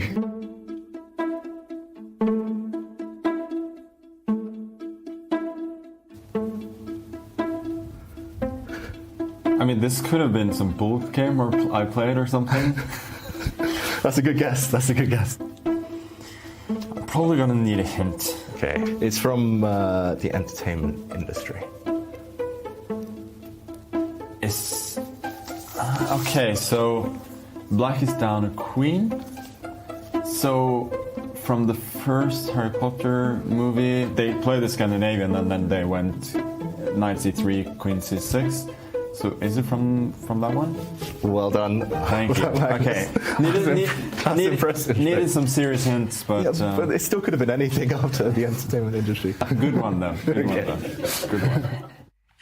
Still blows my mind. Magnus had no hints. David just put the pieces on the board. What's your reaction, Tanya? What is that brain? How does he do this? Yeah. It is just something I've never seen before. I mean, the guy remembers being 11, what was happening on the board next to him. Not just his games, what players have played, the tournament that they played in, and that Harry Potter movie, how he said the queens are not on the board. It was a Scandinavian. How does he do this? I'm just mind blown. I can't believe it. I'm just proud of him. He's forgiven David, so that's the biggest accomplishment of all. He started talking to me like 7 years later after that game. Incredible mind on Magnus Carlsen. His memory is just mind-blowing, and he could be about to win the very first event in the Champions Chess Tour 2023. If he wins this game, he will be the winner of the Airthings Masters. Hikaru Nakamura, he cannot lose, and he has to win either this one or the next one to take it to Armageddon. And we have the first move on the board in game 3. Yeah, it's a King's Pawn opening, 1e4, and Hikaru. Is he just posing? It looks like his blue steel right now. Like, does he know the game has started? Or is he just genuinely thinking about his first move? He's 100% thinking about the opening approach here because it's really with the black pieces. Under normal situations, you'd be happy to just draw and get up and leave. Hikaru wants to keep the game going. He needs to understand, does he rely on that fourth game? Only with the white pieces, he'll have one chance, and he says, no, I'm also going to maximize my chances with the black pieces. Doesn't go for a potential Berlin or a potential quick draw with the king-pawn moves, but starts with the Sicilian, making his intentions clear. In the middle game, I want attacking chess with the black pieces. But Tanya, it cost him almost 1 minute to play one move, his first move. Surely he had a 10-minute break. He should have been coming up with an opening strategy. We have the knight off. I love it. Maybe. Maybe. Unless Magnus gives a check right now, which he has done in World Championship matches where he only needs a draw. I'm thinking back to his match against Anand. He needed a draw with white. He locked things down. No open Sicilian. I played that opening my whole life, but I think that what Hikaru Nakamura is trying to do is tempt Magnus Carlsen, be provocative, say, let's play an aggressive game. It's a Sicilian. You want to clash. You love chess just like I do, but the match situation calls for Magnus Carlsen to score 1 point. If he draws the next 2 games, he is the champion of the Airthings Masters. Bishop b5 check is ultra solid. He plays it. That's what we were expecting. I think that Hikaru knows that Magnus wants to avoid any of the tactical sequences, so I think a good choice from Magnus Carlsen. I'm sad. I was really hoping for that d4 central break. Give me the knight off, but instead, of course, Magnus goes for the solid Rossolimo opening, one that was made super popular in the 2018 World Championship match between Magnus and Fabiano Caruana. Yeah, and I haven't seen Hikaru play this reply to that bishop check before, I must admit. Normally he blocks with a piece in a different way earlier, but now white is the first to castle. White is already occupying the centre, and watch out for Magnus. Just drop back his light square bishop at some point and then start pushing pawns to control some squares. Hikaru needs to get his skates on right now and develop his pieces, his kingside pieces. There we go, starting with the knight. But still theoretical position, of course. And it's just up to Hikaru now to create some imbalance, or create some something at least for Magnus to think about. I'm not that optimistic for black, to be honest, here, because Magnus, he's the leading expert in these types of structures, this exact opening. It's going to take a lot just to surprise him, let alone find something that's actually objectively dangerous or strong. And White can throw the d4 pawn, right? That's always a play in these Sicilians. But instead, because of the way Black has developed, White can actually push the c pawn up one square to c3 to reinforce the d4 square. You would like to have multiple pawns in the center. Often in the Sicilian, you only get your e pawn while the d pawn gets traded. But here, if you start with the move c3 right now and then play d4, you're going to be able to recapture with your pawn. And that's the healthy center you want. Two pawns sticking out there, taking control over important squares. The knight on b1 can leap out to the c3 square as well. That's as healthy as it gets in the center of the board when you're looking at an opening. Yeah, meanwhile, Magnus plays this move first, putting his pawn on h3, just preventing any potential bishop pins later on. And he'll still go for this plan, I think, that Robert was suggesting there. He's just trying to finesse it a bit first. But now Hikaru, what is he going to go for? I have seen variations, for example, kicking the bishop back home first and then getting really ambitious. This is if it was Simon Williams here in the studio, he'd be like, push Gary, push the g-pawn, try to go for the white king. But I doubt Hikaru is going to employ that one in this position, in this game. But he might, David. I mean, let's not forget the match situation. And the one thing that always comes to a chess player's mind when your opponent makes this move, the pawn push, the rook pawn to h3, where you haven't castled yourself, is how you can break open that g file. It's definitely something that Hikaru is thinking about right now. It's a huge risk to take. He can even move the rook one step and prepare that pawn advance. He could sacrifice it, but the ideas remain the same. Will he go all out or all in, however you want to call it, because there's no turning back if Hikaru takes this decision to advance that g pawn using that h3 move that Magnus has made as a hook in the position to open up the king side. And you can tell he's tempted, Hikaru. He's so tempted right His now. eyes are darting all over the place. And did you see that gesture? He was like, come on, let's go. And surely he's going to push that pawn. Is he? There we go, we have it. Gary, the g-pawn, makes an appearance. g5, he's going for Magnus's king. And very famously, Magnus Carlsen lost a game with the white pieces in this kind of opening against Veselin Topalov. Back in the Sinquefield Cup 2015, I was commentating that action, wow, nearly a decade ago. hard for me to remember these things, but Magnus, he remembers everything. So he has bad memories facing this type of position where Black is trying to bust open the king side. The Black king, it's nice and safe in the center. We're often taught to castle our king. Here, you see Hikaru. He is looking into this position because he is aiming right for Magnus Carlsen's monarch. And you see Magnus, he needs to think right now. He can capture that pawn, but it may not be worth it. It opens up lines in front of his king. And actually, concretely as well, perhaps it just doesn't work out, because imagine you do pick up the pawn and Black can shift that rook that we were talking about, the king side rook. It would then come into play. The open file would be so telling. And we see these two players on the screen. They're so focused right now. Hikaru leaning back. He says, game on, Magnus. Will you take that pawn? If you don't, I'm going to advance it regardless, opening up that g file. I love to see it. And you know what they say in chess. You advance a pawn in the flank. The best response to that is open up the center, because Black's king is still right there where the game starts, and Magnus plays the most logical way to continue. Opens up his bishop, the queenside bishop, and challenges Hikaru in the center, asking him to make a decision. There's no stopping Hikaru. He just goes on with Gary the g-pawn. I love it. Well played, Hikaru. You're going for the king now. No way back from here. You've pretty much gone all in this game. But this is what you need to do. You need to attack the giants of the game. They hate it. Magnus wants a game where he can maneuver. He wants an endgame that he can control. But going for the king, Magnus is not going to be feeling comfortable, no matter how this game ends up. So I love what Hikaru is doing right now. We have to delve in and explore the chaos, the fire that's on board already. And it's only move 9. And, OK, Hikaru reacts. White steps forward with the pawn, hitting the Black knight. And will we see a trade? Will we see some pieces come off the board?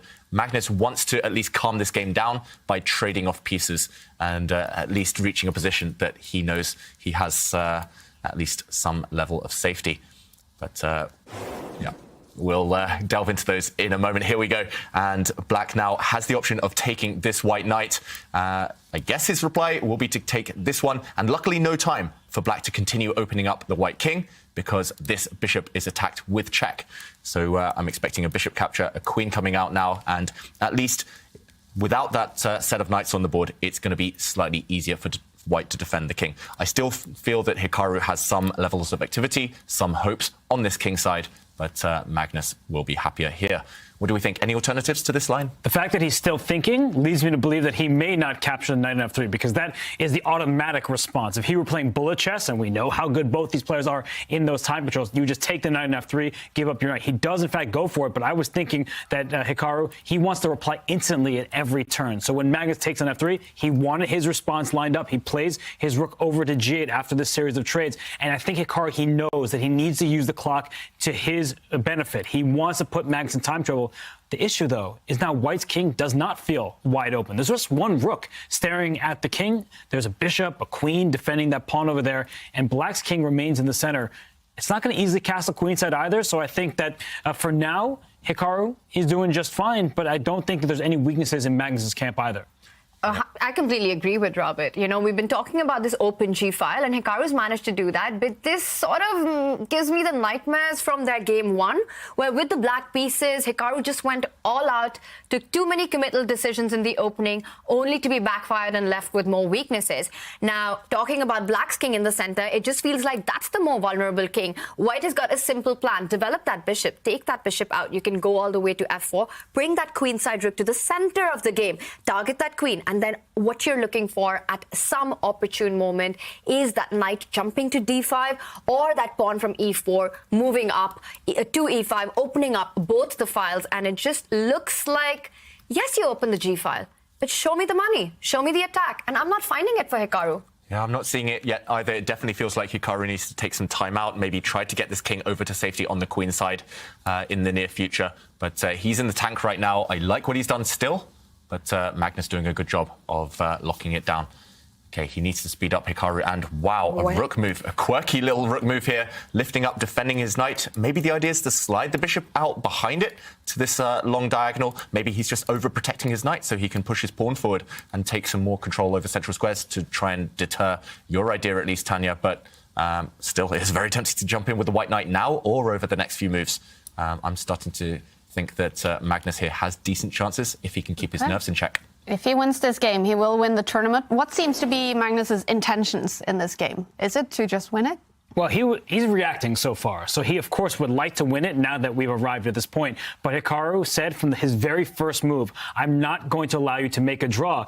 And we've said this before, you don't really like to poke the bear. Now that you're forcing Magnus to play a game, we look at the position. White's king is actually safe and sound over here. So unless Black gets a few turns to get the king castled queenside, bring that second rook into the attack, it feels like White is just first to the action. The Black king still in the center of the board. The White knight able to hop forward into that d5 square. I think that Magnus, his action has been more or less kind of easy for him just because he had no other choices. And for Hikaru, we have to praise him for his mentality, for the fight that he's bringing.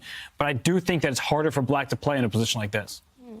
Yeah, certainly harder for Black to play, but Hikaru, he's so universal. He can, as long as he has an imbalance or two, he can work his magic there. So now, okay, clock's around level. I don't see why Magnus is hesitating, to be honest. Just bring pieces into the game, as Tanya was advocating. Bring that white dark squared bishop out, bring that white rook in the corner towards the center. Looks very natural. But I think it is just the effect of the Nakamura approach in this game, going for Magnus, not showing any fear, that has forced Magnus to pause, to slow down. He spent 2 minutes on this move when it feels like he has a couple of natural alternatives. So eventually he'll make a decision, and Hikaru will have his reply ready.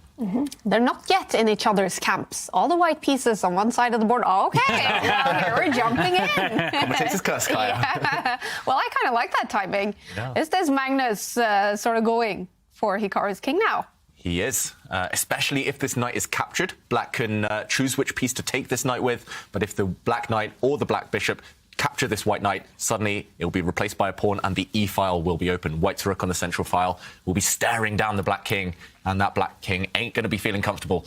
So I'm expecting Hikaru to dodge this trade, not at least capture on White's terms. Either you wait or you retreat the black knight. Those feel like the only two options right now. It would be absolutely hideous for Black to take that knight on d5 and open up the e-file with that king still stuck on e8. But he needs to be careful about how he decides not to let that happen. And Hikaru making more committal decisions on the board, more pawn pushes, and instead of developing the pieces here, this can turn bad really quickly. He goes for e5. He's trying to just block the position, but it just feels as if there have to be some tactics here. Black's king still in the center. Do you just wait right now? Do you simply develop your bishop? Is bishop g5 a move? Might be too much, because then black actually picks up the knight. It was a nice little idea, and maybe we can at some point show it that you can get tempted to develop your bishop, but you have to watch out. Black's got his own army. Black does have that bishop that can pick up the knight at any point. So not a good idea to rush in with that. He instead decides to really break in black's pawn structure with b4. Just shifts the play to the other side of the board. Yeah, throwing a pawn forward and forcing Hikaru to start looking for weaknesses, or looking at his own weaknesses, actually, all over the board. And really interesting, I've got to say, by Magnus. He's just banking on the fact that black's pieces aren't ready for the position to open up yet, especially that black king in the centre. If lines do open, that will be the one under fire. And I'm trying to work out the consequences here. I'm not sure if it is a pawn sacrifice. Perhaps it is short-term for Magnus Carlsen. But either way, very logical move, very ambitious move, showing Magnus isn't playing for the draw. He's following that conventional wisdom that even though a draw is fine for him, he wants the win. He wants to settle it here and now. Yeah, the only way to win a pawn, as David is highlighting, is that black has to part with the bishop pair. But by taking this knight on d5, no matter how you take it, you open up the board. So let's say bishop takes d5, the pawn takes back, and now you say, give me that b4 pawn. All is good. The white bishop can slide up to d3, hit this rook on g6, and you just see the free-flowing nature of white's pieces. The a1 rook can slide one file over to b1, and that's why Hikaru avoided this altogether. He says, it's not worth the pawn. I'm probably not going to be able to keep it. My king is in the center. So instead, he just takes this pawn on b4. The knight just recaptures. And I feel like with this position opening up and the black king in the center, it's all good news for Magnus. All that said, that in the long term, look at these pawns on the queen side. a2 and c2, they're split, which means if the queens come off the board, that's a dream for Hikaru. If the queens come off, then white has some pawns to worry about. But with all the major pieces in the open files, that's good news for Magnus's minors and his rooks. I don't believe that there's going to be a long term in this game. With that black king stuck on e8, it's hard to imagine the pieces being traded off. Magnus is going to want to go for that king, and there are all these ideas of developing the bishop, bringing your rook to the center of the board, advancing the c pawn further as well to create more problems. What black has achieved out of the opening is just one open g file. But white's key piece, that bishop on f1, it is a sweet defender. It just controls everything. Watch out for one thing, though. That bishop from d7 can always eye that h3 pawn. Right now, Magnus's queen defends it because the pawn on g2 is pinned, but he needs to make sure he doesn't move that queen anywhere else, keeps it there. I'm expecting developing moves, get the rooks connected, move the pawn up. Magnus decides not to wait. He wants to start with it, takes control of that d5 square, and a further advance of the c pawn is always in the air, breaking up the center. Yeah, really nice move, just keeping control. But as you mentioned there, Tanya, hinting that you might start intruding, invading at some point later. And here, as Hikaru, I would be wanting to curl up into a ball, maybe just put the bishop in front of my king, just say, OK, you're never getting past these pieces. That's perfect defensive formation. But OK, your other idea now on the board, Tanya, I'm loving how you're predicting everything this tournament. Instead of that, after the pawn marched forward, Hikaru just shuffles his queen across. Not the most subtle threat. This one is pretty obvious, but he does want to capture this pawn, utilising the pin. I'm expecting Magnus just to shuffle into the corner at some point and say, OK, no more pin on the g-file, meaning that this pawn on h3 is not up for grabs. Interesting move. It feels like a one-mover, but at least he's forcing Magnus onto the defensive. And Hikaru's king might have to stay in the center. So if that's the case, he might throw that b pawn up the board as well. So he's aiming in all directions. It's like throwing darts with a blindfold on. He's hoping that he lands the good numbers, but it's just looking promising for white. One move threats from black's perspective, easy to take care of. And we see actually now that Hikaru brings his dark square bishop out to h6. The good news, his rook may land where the bishop is right now after a trade and attack the white king. The bad news is this d6 pawn is a permanent weakness, and the dark square bishop was the only piece covering it. So it's a pro and con situation. I really love Magnus' position. It just seems much healthier. Yeah, and again, the question for Magnus is, do you trade on black's terms or do you wait for black to exchange you? So, for example, this bishop trade now helps the black rook get closer to the white king along this line. But if you wait, I'm not sure exactly how you wait, but if you wait for a move, for example, push a pawn, then yes, black can trade, but it's on your terms. You improve your white rook in the process, and suddenly this white rook will be supporting the motoring forward of this pawn a bit later. So I'm expecting Magnus not just to go for that yet. Okay, he plays a very useful move. First of all, he opens up his rook on the semi-open b file and potentially targets later. Watch out for this pawn being a weakness long term. So black's position full of weaknesses, but his pieces are relatively active right now. That's the payoff that he's got for all these committal decisions. I love that last move. He just brings the other rook into the game, saying that if you take the bishop, I'm going to pick up the bishop with my rook on the central file currently, and then we'll see both of white's rook just in the best places in the position, really targeting that queen as well as that pawn on b7. The knight can jump to the center of the board. It looks like very aggressive play by Hikaru in the opening is only reaping rewards from Magnus currently, with black's king stuck in the center, with the long-term weakness of that pawn in front of the bishop, as well as the queenside backward b7 pawn. Hikaru for now tries to get the king to safety. He's sort of doing this unnatural castling, this where he just marches with the king to safety towards the king side, but it's going to use a lot of time. Meanwhile, Magnus can continue with development and target the weaknesses in black's pawn structure. Yeah, castling by hand, they call it. And actually, every game now, I think 3 games out of 3, we've seen one side castle, one side not castle, just move their king instead. Bit of a trend there. But yeah, meanwhile, that black king looks pretty safe, hiding behind its own pieces right now. So a very logical move, and as Tanya says, we're expecting Magnus to up some pressure, still maybe maintain the tension between the dark square bishops, maybe just shuffle a rook across that black d6 pawn, the backward pawn on that square that we highlighted earlier. Still the target, still you have to go for it at some point as white. The bar is inching up for Magnus Carlsen with the white pieces. If he wins it, he will win the Airthings Masters. I do see some selfies with several people cheering for Hikaru Nakamura. He needs at least a draw, and he has to win either this one or the next game. It's intense for Hikaru Nakamura right now, and he is ticking down to 6 minutes on the clock, but he has the advantage on the clock right now. He really does need all the support he can get, and the last move that Magnus made, I mean, it is so counterintuitive because we've been talking about that weak d6 pawn, but Magnus instead jumps in with the knight, trades it. He fixes the center only because he wants bishop activity at some point. And this, I wasn't expecting that, because I really liked that black had that weakness on d6, but now he sort of made sure that he can't get through to that Magnus. It's a little surprising for me what he's done. Yeah, so he's kind of connected his own pawns in the center here, Magnus Carlsen. Those 2 white central pawns now look pretty impressive, but he's also covered black's weaknesses. It makes him it harder for the white rooks to find a job to be employed here. I guess there's still the semi-open b file. Maybe white will stack up rooks on over there later.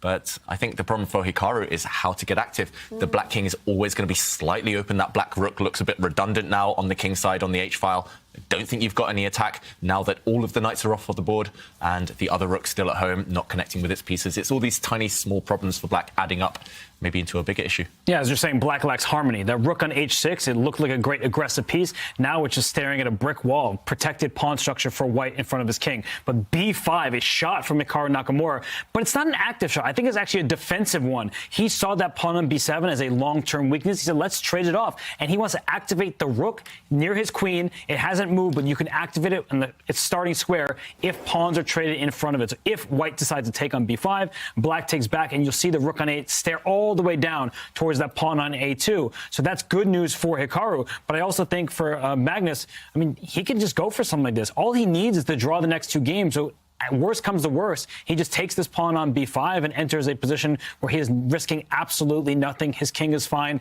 Black's king not doing so badly with the limited material, but there's no way Magnus Carlsen loses a position like this. Yeah, we've been talking, David, about trading on your own terms, and this line is an option. White can also just look at, in the initial position, bringing that rook to the other open file, where you say, yeah, sure, you can get rid of that b pawn weakness, but I am going to target your queen, get my rooks into the game.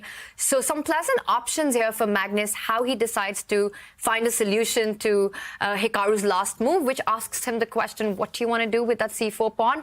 I'm liking Magnus's chances more and more, and I'm still thinking about that knight trade in the center. It's just such a classy move because it's really something that not many of us would think about. But this is the world champion. He's always thinking out of the box. Yeah, and here you ask the Black Queen what you're going to do. What you're going to do when they come for you, and that Black Queen is not happy at all. I'm trying to look for safe squares. Actually, if she has to shuffle to one side, then again, this variation that Robert showed, for example, trading everything off, suddenly the white rooks have easy access into the 7th rank, and I would be fearful for Black's life in a variation like this. Maybe you can defend by kind of getting across with your rook, but it does look a bit scary, and either of these two white rooks could start infiltrating the Black camp later on. I love that idea, Tanya, and looks like Magnus thinking for a long time now, but he might come up with that one. Bad boy, bad boy. Both of them, bad boys, they're beasts on the board. But Magnus down to under just about 3 minutes, it seems, and he does decide to trade. And probably it's the match situation influencing him. No risk involved with this exchange. The bishops come off. All of a sudden, we have queen, 2 rooks, and 4 pawns per side. Nothing really to write home about, but for Magnus Carlsen, probably just want to limit all risk. And if he can play for a win from there, he will, but he just does not want to lose. Yeah, and Hikaru needs to keep some time advantage if he wants to win this game. I think Robert's spot on with his prediction there. It's just balanced now. It looks very level after a bishop trade, after that black rook on the a-file goes to grab that pawn back. But, yeah, he needs to hustle on the clock, maybe put Magnus under some pressure there, at least set the tone, set the foundations for the final game of the day. If this one is a draw, you need to make sure that Magnus goes into it in a negative, passive mindset. And, OK, that whole sequence that we predicted on the board now, big threat on the board. White's rook wants to lift itself up to the 8th rank, pinning that black queen, winning that black queen. But, of course, Nakamura has a timeout. He gets his king to safety first before anything too bad happens. And still tense. Now White can actually put his rook on the 7th rank as well. Magnus can target that f7 weakness, bringing his rook into the game, into the attack. It just looks like if anyone's putting any pressure in this position, it's got to be White on Black's king. Black's queen is going to be tied down to defending so many weaknesses. This one is playing for 2 results for White. Either it ends in a draw or Magnus wins and wins the championship. Dr. Mitterstein in the Twitch chat saying Magnus is ending it in this game, but someone else pointing out that Magnus is getting low on time though, and ticking down to 2.5 minutes, Magnus Carlsen. That's never a good sign. It does plant a seed of doubt in your mind, especially when you've been ahead on the clock throughout the whole day, as Magnus has been.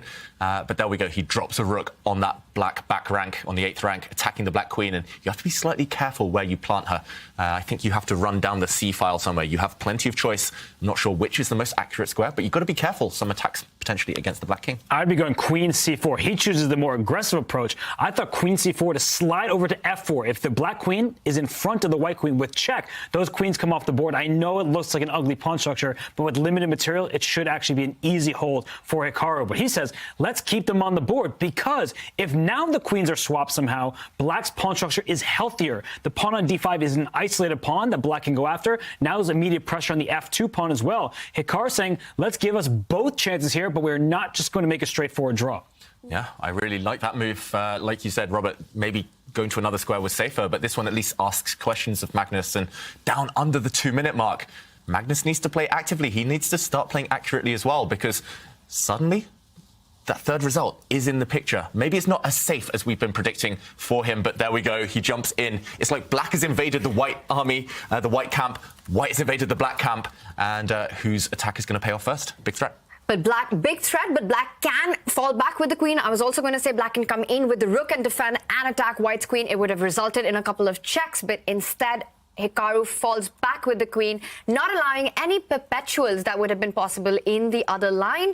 And it still looks like it's getting tricky for White. Wow, I love this move that he's played. He simply brings back the rook. We talk about a rook lift. This is a rook retreat with the same idea of transferring a rook from the queen side all the way to the king side. Rook g4 is a massive threat on the board, pinning that queen to that king. And how is Black going to stop that? Can I just shout out this tweet we have here? They're cheering for the Hessen chess. I love it. Yeah, that's an automatic winner. So cheers to you two. You must have heard that before, Hessen chess? Or Of course, yeah. Countless times. Hess.com. Why does my name start with World a Hess C? Championship. All of that's in the World Hess Championship, all that stuff. So a shout out to Luisa. Appreciate that. But this position right now, there is a big threat. The rook just slid up to the b4 square. It means it's trying to go over in front of the queen with a pin. So Hikaru's task is actually not that simple here. It's not just let's just trade pieces, because those rooks for White are just just more coordinated and more active than the black rooks, especially that rook next to the queen. I think that rook actually just slide up one square to meet the white rook sliding to the g-file with the black rook sliding in front. So you're just trying to trade off pieces as quickly as possible. Yeah, maybe we can check out Stockfish's top moves here because black is on the defensive. How big is the margin for error? How many moves do you have? Okay, only 2 moves to survive in this game, and both of them use the same square. So either the black queen has to slide to the h5 square, or the black rook that we said that Robert was highlighting as being caged, a bit trapped, needs to slide down 1 square. Neither of those are obvious, I've got to say. They both do react. They do get ready to counter white's threat of the rook sliding, but I'm not sure I'd find that with only 2 minutes left on the clock. Maybe we show this on the board as well. 2 moves now for Hikaru to stay in the game, keep the balance. Is he going to find them? Either queen to h5. Okay, he's just played it. Yeah, he is very good. All these top players, if you give them a narrow path, they will navigate their way. But the idea here is to meet this check with a block. Suddenly, this unemployed black rook finds a job, and now the trade here will make black's defensive task easier. Really, really great, resourceful, tenacious move there from Hikaru. And so important in a very critical moment where it's so easy to go wrong. He does find the right way, but this just means that pieces get traded off. And Magnus inches closer towards that draw, which he can't be too unhappy about, with just 1 round to go, which would mean that Hikaru has to throw the kitchen sink at him. Just everything. Queen h5 played, and now Magnus is thinking, does he go in with the check, which would also trade a pair of rooks, or does he immediately trade queens? I don't see a third option. Do you think Magnus wants to keep the queens on the board and keep the pressure on? I think Magnus should just want to get out of this game with a draw now, under 40 seconds on the clock. Suddenly, if he keeps the tension, there we go, he gets the queens off. But if he keeps the tension, suddenly Hikaru might start getting ambitious, might start hustling him. But look at that black rook now on the 2nd rank, eyeing up some pawns. Still not over, still not completely safe for white. He gives a check, forcing the black king out of its hiding place. And I still think 3 results possible, despite the reduced material. Despite the fact it's a rook endgame and it has naturally drawish tendencies, I think Hikaru has some small chances. But he doesn't look too happy, shaking his head there. Maybe this last move by Magnus really accurate, forcing a repetition. Yeah, there might be a repetition that you're talking about with the king falling backwards, controlling that d6 pawn, but none of that happens because Hikaru really just wants to play this till the very end instead of defending that pawn, going for a passive defense, which would have probably ended in a repetition. He picks up the f2 pawn, but this can get dangerous now. I think if anyone's better, it's black. So I think that Magnus now has to give the check, and he's doing just that. He'll give this king all the checks, and there's nowhere for the king to escape. Because if the king tries to run away to the queen side, let's say king goes back to the back rank, then the f7 pawn would have been hanging. So instead, we see the king go up, and it will go back. If you go king f5 here, which Hikaru, you know he wants to play, that could be playing with fire, and he may be the one who gets burned. That king all the way up the board. It's not helping. Oh, whoa, and he goes for it. Okay. Wow. Risks it for the biscuit. And that white rook now, the white rook on g4 is going to move. There's going to be massive threats. I still know checkmate threats because that white pawn on g2 is pinned. But there we go. That black king in big danger. But Hikaru, he's performing a balancing act here, tightrope act with that black king. It's surviving for now, but that black rook on the side of the board also offside, and white's pawn, is racing forward. Magnus making that move with 3 seconds on the clock. Whoa, this one could still go either way. I love the risks Hikaru is taking, but he looks nervous right now. And how can he back up that bravery, that act of courage of advancing his king? It's so important that the rook on d2 pins the g-pawn, because g4 check would have forked the king and the rook. Now the rooks come off the board, and black's pawn structure is healthier. We see a passed pawn on d6, but it's also a liability because when black's king ventures backwards, you can scoop up that pawn. So this is critical territory for Magnus Carlsen with just seconds on his clock. And look at Hikaru. He is digging in. He wants to take this game. Yeah, he's feeling confident. And you're right there, Robert. Black's rook is active. Black's rook is actually tying down the white king, eyeing up that white pawn. But, OK, what's happened here? Hikaru reacting, laughing, because now the white rook is going to retreat, perhaps. He's a pawn up. He should keep playing. And the reason is because white can switch the rook from the check to attacking that h-pawn, and then black will, at some point, have to give that up. I'm not sure. Why is Hikaru laughing? Because there's a critical line right here, if we can actually analyze, and this might just happen. I think he sees Magnus bring his rook down to g4, but black can offer the rook. You see Hikaru points the finger. He said, maybe this is a winning endgame. Rook d4 for black. That is the critical line. You sacrifice a pawn on the d4 square. He has played it, and Magnus says, I can't trade it. So Magnus, the analysis bar says that would have been a winning endgame for black. Instead, Magnus, he saw through that. He keeps the rooks on the board, but that's why Hikaru was upset. that. He thought it'd be immediately a draw. Then he said, no. The king and pawn game would have been winning for black. Yeah, now he's simply a pawn up, and he can try and nurse this to victory. He's just going to advance these pawns slowly and steadily. He's got great winning chances, Hikaru. Magnus down at only 12 seconds. We were showing a line that could have happened, the king of pawn endgame, where Hikaru would have won, but Magnus did dodge it successfully, and the game goes on. Now this is going to be a long grind, but it's all about these 2 pawns, those central pawns for Hikaru. But look at the bar on the live board as well, and the clock is ticking for Magnus. 16, 11, 10 seconds left for the world number 1. And a really difficult position to hold because Hikaru can just play forever. He's got to push those pawns at some point, get that king into the game. These are real winning chances here for black. It's the best position that Hikaru's had all match. It all comes down to this, but what a turnaround and what a way to make this a possibility. Just hats off to Hikaru for doing this. He needs to get this game now. He needs to win this one. If he doesn't, then I fear that the match will be over in the next one. Magnus will feel he has a second life. But, okay, just repeating now, Hikaru not committing to a plan. Yeah, the last couple of moves just shows that he's not really sure where that winning technique is. What is that winning plan? He, of course, has to shuffle around a bit. With every move, he gets 3 seconds on the clock. But he needs to keep that pressure on Magnus's clock as well. Yeah, the problem is for black is you really would like to take this G2 pawn for the H4 pawn, like release your own rook. That would be good. You want connected passed pawns that are unopposed, but Magnus is not allowing that. He's giving the king a bunch of checks. You could run forward, but then the rook will continue to follow the king, push it to the other side of the board, and then start going after the black pawns. So this is exactly what Magnus is doing. Hikaru has to step back and look at this back and forth shuffling pieces. The H4 pawn remains a target. The black rook has to stay passively defending rather than going after white's pawns. Yeah, but there maybe black's plan should have been to get the rook to the second rank, to tie down that white king to the g-pawn. You mentioned, Robert, that you have to go for that trade. You have to get that remaining white pawn on g2 in order to get your central pawns rolling. And now he's kind of tied up his own rook, Hikaru. I don't like where the black rook is placed. It's in front of its own pawns, blocking your only plan of advancing them. And now, really classy from Magnus, he just cuts off the black king. The black king now can never step down the board to the 6th rank and has to start marching over to harass that rook. But again, Magnus is going to start attacking some pawns, just keeping those black pieces honest, keeping the black rook or king tied down.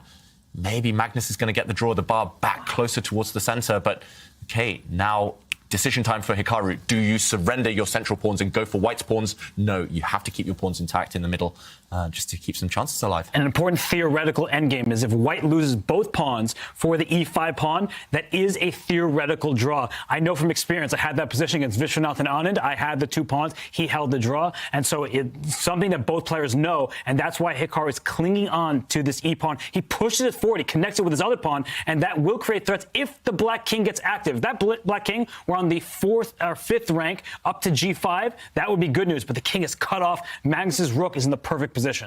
Yeah, if that king was better placed, that black king, I think he'd be winning, Hikaru. But he's going for it now. He's pushing his pawns without his king. Ooh, this is either very good or it will blow the winning chances. I do fear for Hikaru that actually now the black rook is stuck defending its own pawns.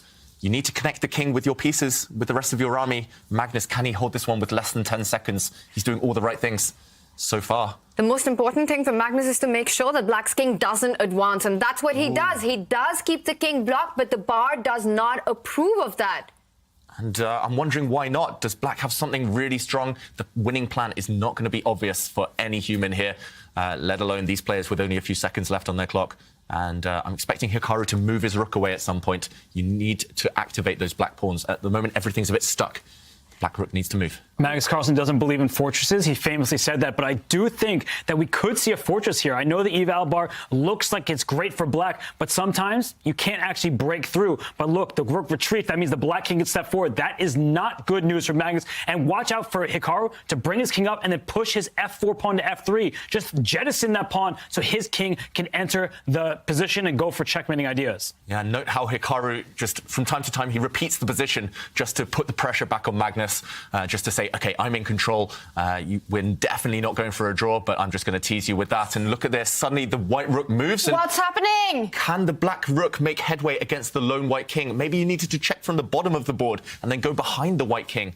Is Hikaru winning? It feels like he should be. The black king is so active now. We said as long as the black king joins the action, you're winning. But what's the killer plan? And Hikaru stops. He takes a pause. He knows that there's something in the position. He's trying to calculate, and that is the right thing to do. He knows that he's made made maximum progress, but where is the killer blow here? He's going to bring his king all the way in at some point. His rook is going to be released from the f-file somewhere along the second rank, and the black king is going to stake forward d4, d3 into e2, and whoa, he plays f3 right away. And was that a good choice? I'm surprised he committed with so little time on the clock. He could have repeated and gone back to this.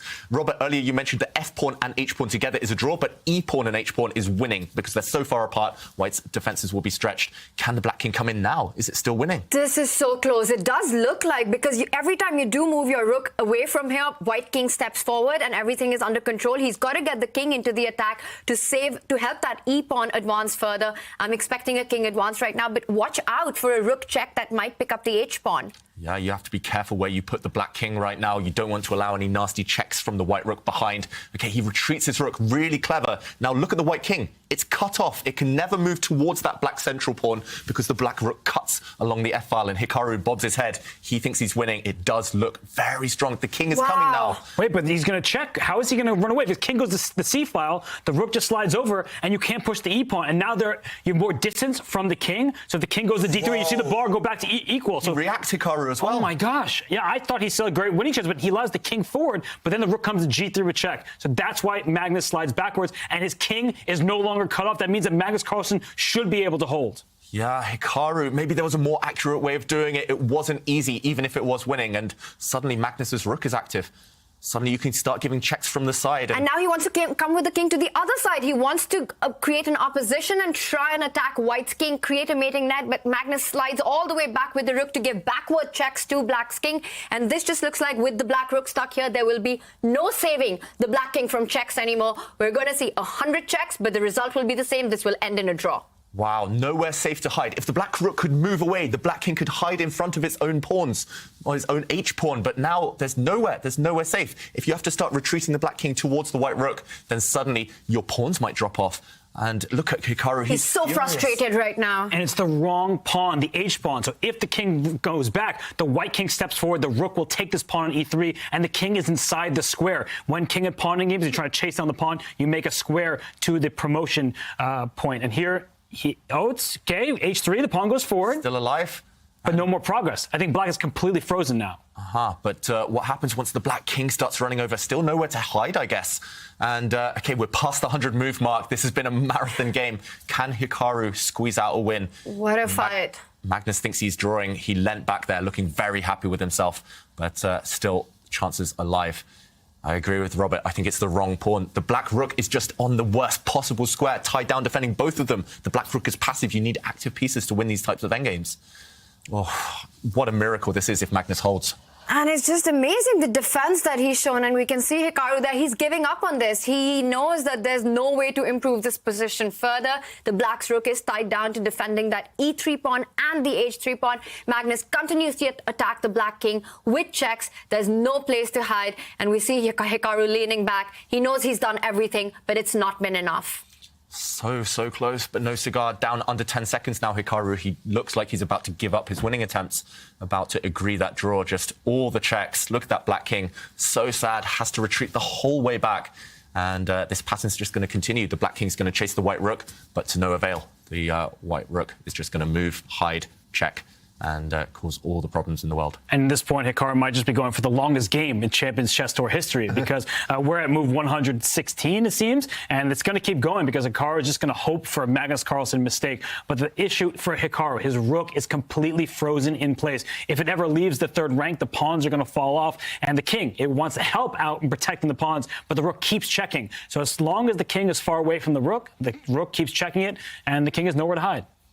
And we see that happening, and now he just shifts back because there's nothing to be done, and it doesn't matter where the king goes. When the king gets closer to the pawns, Magnus starts checking it, driving it away. Yeah, no progress has been made over the last 20 moves now. Hikaru, wow, can he recover? Yeah, can he recover from this heartbreak? And lots of cheerleaders we see for Hikaru on Twitter. And yeah, he's put up such a fight. I love everything Hikaru's done this game. Just is that a Hikaru? Hikaru. Hikaru or Hikachu? Yeah. It's just so close. This is the most frustrating thing in chess. You do everything right. Hikaru's literally not put a foot wrong this game, but breaking the defenses of the world number one, that's another question. That's another level. But there is something to take away from it. The fact that Hikaru was able to create this chance, this opportunity with the black pieces. David, earlier you were talking about going into the last round on his terms, and that's what he's managed to create. He's made it clear that Magnus needs to be careful. There we have it. Game 3 is a draw, so close for Hikaru Nakamura to make that comeback. He is not happy, but he does still have another chance. Game 4 will start in 5 minutes. That's going to be must win for Hikaru Nakamura. What a game we have been witnessing. And here is today's Lisaveta learning point.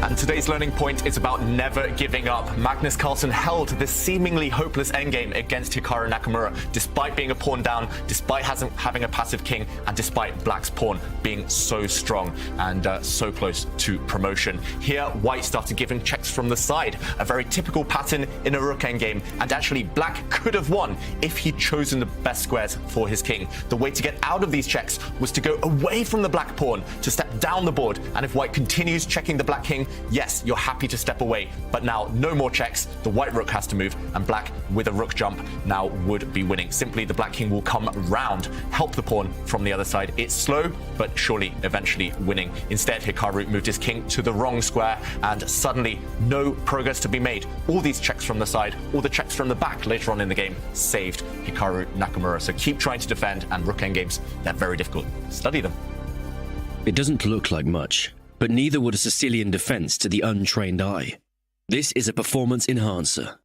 You don't see it. How about now? Manage your air quality, sharpen your performance, change the game with Airthings. Ooh, the drama, you guys. We still might have Armageddon today. And if we do, we are asking you guys to tweet your predictions. What will be the winning bid, the lowest bid in case of an Armageddon? Tweet your answer using the hashtag ChessChamps. And the one who gets the closest to the answer wins this Airthings device signed by Magnus Carlsen himself. And remember the special deal, $100 off Airthings if you use the QR code on the bottom of the screen. All right, we have to breathe. Let's take a quick Twitch break. If you're not a subscriber, but if you are subscribing on Twitch, chess.com, then we're going to hang out here in the studio.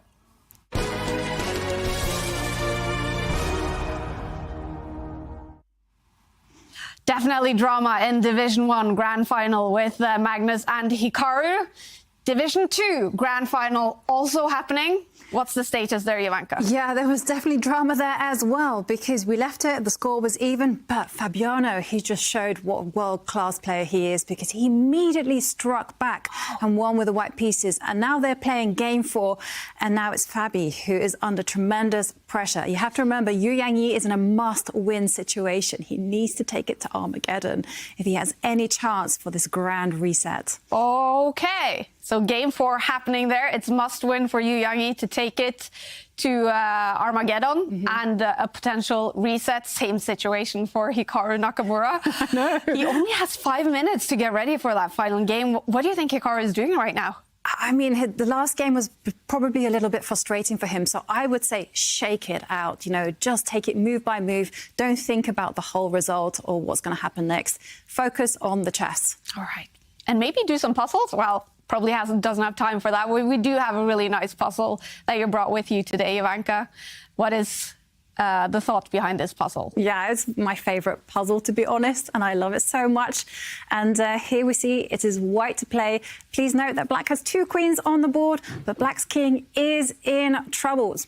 And white does have a winning continuation here. Beautiful puzzle. Grand Final, Game 4, must win for Hikaru Nakamura is coming up in just a few minutes. Hikaru Nakamura, he cannot lose, and he has to win either this one or the next one. There we go, we have it. Gary the G-pawn makes an appearance. G5, he's going for Magnus's king. The bar is inching up for Magnus Carlsen with the white pieces. White has invaded the black camp. Whose attack is going to pay off first? Wow, what a game. Big chances for Hikaru to make that comeback. Eventually a draw though, and that means Hikaru has to win Game 4. Do you think that was his chance, Robert, or can he do it in game 4, Hikaru? It felt like roles were reversed in that game. It felt like Hikaru was playing like Magnus, and then Magnus was defending like Hikaru. These are two titans of online chess, and for Hikaru, it's going to be disappointing, but he's proven to himself that he can get an advantage against Magnus Carlsen, and we'll see what he brings with the white pieces, but he's going to have to give it his all. White pieces for Hikaru must win. What do you expect, David?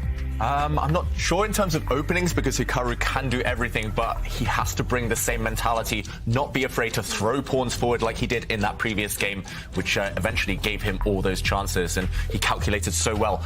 More importantly, he had a clock advantage. He had an extra minute or two on the clock over Magnus throughout the entire game, and that really got him close to victory. But in the meantime, repetition of game 2 of the day. Are we surprised that Hikaru is going back into this opening? And this is where it changes. What we saw was a queen trade, but the bishop pawn had advanced up the board, and it looks like Hikaru did a little preparation. He switched it up a little, but we still have an endgame. The queens have been traded off, as Robert likes to call it, a queenless middle game, because every other piece is on the board. Now, I have to say, when the match started, and Hikaru, after losing that first game, it looked like mission impossible to even come back into that match. But what we saw in game 3, it showed us what Hikaru is capable of, the pressure that he surmounted on Magnus, and Magnus knows that it's not going to be easy with the black pieces. But I'm still surprised that Hikaru has an approach to go for a queen trade so early on in a win-on-demand game. Yeah, very rarely works against Magnus Carlsen to get the queens off and somehow outmaneuver him. And it clearly looks like Magnus has done his research too. Well, you said it rarely works, but it just almost worked to perfection for Hikaru Nakamura. The queens came off. It was an endgame. The evaluation bar, the computer said, oh, it's equal. And Hikaru said, not so fast. I have a more active king, and he won upon it almost the game. But I feel like Hikaru is misunderstood as this tactical player. He is a brilliant tactician. We've seen him do puzzle rush. We've seen his great games under the duress on the clock. But he actually loves these intricate positions with full of subtleties and nuances where he can just play a neutral position. I think that maybe this one doesn't feel like a must-win position because it's just a symmetrical structure of both sides putting their pieces on similar squares. But I do think that Hikaru definitely has what it takes to win a position just like this, even against Magnus Carlsen. Yeah, he definitely has what it takes, but it feels like the next few moves are critical because if black does get organized, if black does get rooks to the center, start challenging for the d-file, then all the pieces are going to disappear very fast from the board, and Magnus's chances of drawing will be increased with them. So, yeah, it definitely feels like Hikaru, he's going into the tank at the right moment. He needs to create some little imbalance, at least something for Magnus to sweat about, but it's not going to be easy. And with that last move, Magnus creates a threat on the board. He has pinned that knight, as we can see, to that rook on d1. And what he wanted to do was bring his own knight to the center of the board. Knight d4 was a huge threat on the board, taking advantage of that pin. Hikaru continues to develop, stopping that threat, brings the bishop to the e3 square, connects the rook. What he wants to do next is push that rook one step ahead, also signaling at a doubling up along the only open file on the board. You've got rooks, bring them on the open files. Yep, good logic there, good strategy, and now up to Magnus. How is he going to improve his position? We know he hates to castle. The trend has been that one side castles and the other side doesn't throughout this match so far today. But if he wants to connect the rooks, if he wants to challenge for the d-file, he might have to commit at some point to bring his king to this flank just to get his rook in the game. Also, just want to point out one interesting idea that Black had. If you just go one move back instead of bishop coming to e3, White could have also thought about just pushing and provoking that bishop from g4 by the move h3. But then, again, what we were talking about, bishop trades the knight, and the knight jumps to d4. And now notice how that c2 pawn is attacked and the bishop is attacked. And in fact, this would have resulted in Black winning a pawn. So Magnus there setting up these small tricks, but of course, Hikaru is ready for them. He made the right choice by developing that bishop. He's very alert right now. Yeah, very alert. So he's covering this key square that the Black Knight wanted to jump into. I'm not exactly sure what Magnus should be doing. For example, if Black does castle, again, awkward question. Now this bishop will be challenged, and if you don't want to retreat with your head hanging low here, if you don't want to just admit that you've lost a move, then you will take this knight. But suddenly, imbalance. Two bishops. Yes, it's a closed position in the center, but later on, watch them come to life. So Hikaru has something to be optimistic about.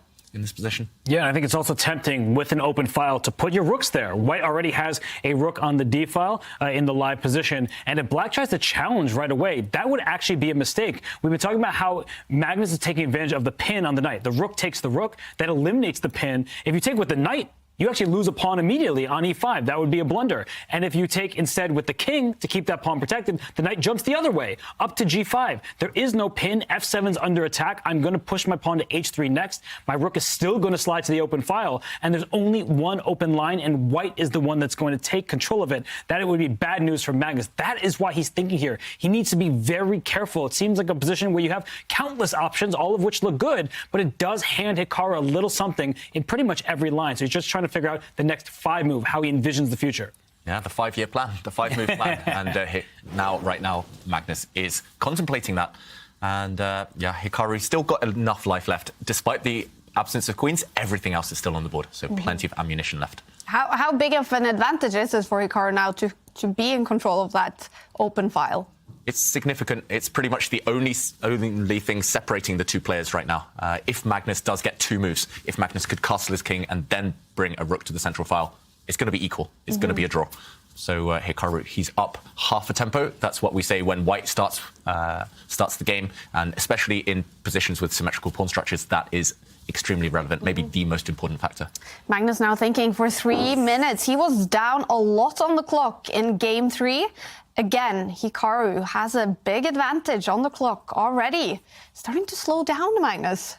Yeah, maybe it's the nerves. I know that myself in situations, especially last rounds, I get so tense, and I feel, it's really hard to kind of focus purely on the moves, to calculate. You always start double checking everything. The stakes are so much higher. You can't blunder. And yeah, as I get older, I feel that sets in more and more. And of course, Magnus, he's not that old, but definitely he's slowed down, at least in this game and also the previous game. But this is where Hikaru is the real expert, right? Time management in speed chess. He's phenomenal at it. I mean, he just plays all these great moves, and he spends little time doing so, and he often seems invincible until he plays someone like Magnus Carlsen. And I like what Magnus has done, because he pushes his pawns and trades off his bishop for the knight, but what he's been doing is taking control of squares. Oftentimes we look at chess and see tactics. When we do our training positions, we're often looking at how can I checkmate my opponent or win some material. Here he's making sure that knight on c3, the only white knight, can't hop forward without a trade. And now the bishop on f3 won't jump to a new diagonal because the pawn on h5 takes care of the g4 square in the event of a knight trade. So I really like those last 2 moves from Magnus Carlsen. He's just taking care of his position. He is not taking it for granted. Every little situation, every little square, it matters. Yeah, and maybe a hidden plan. If he gets given the time, the opportunity, he could try to remove white's bishop pair by trading off the dark squared bishops later on.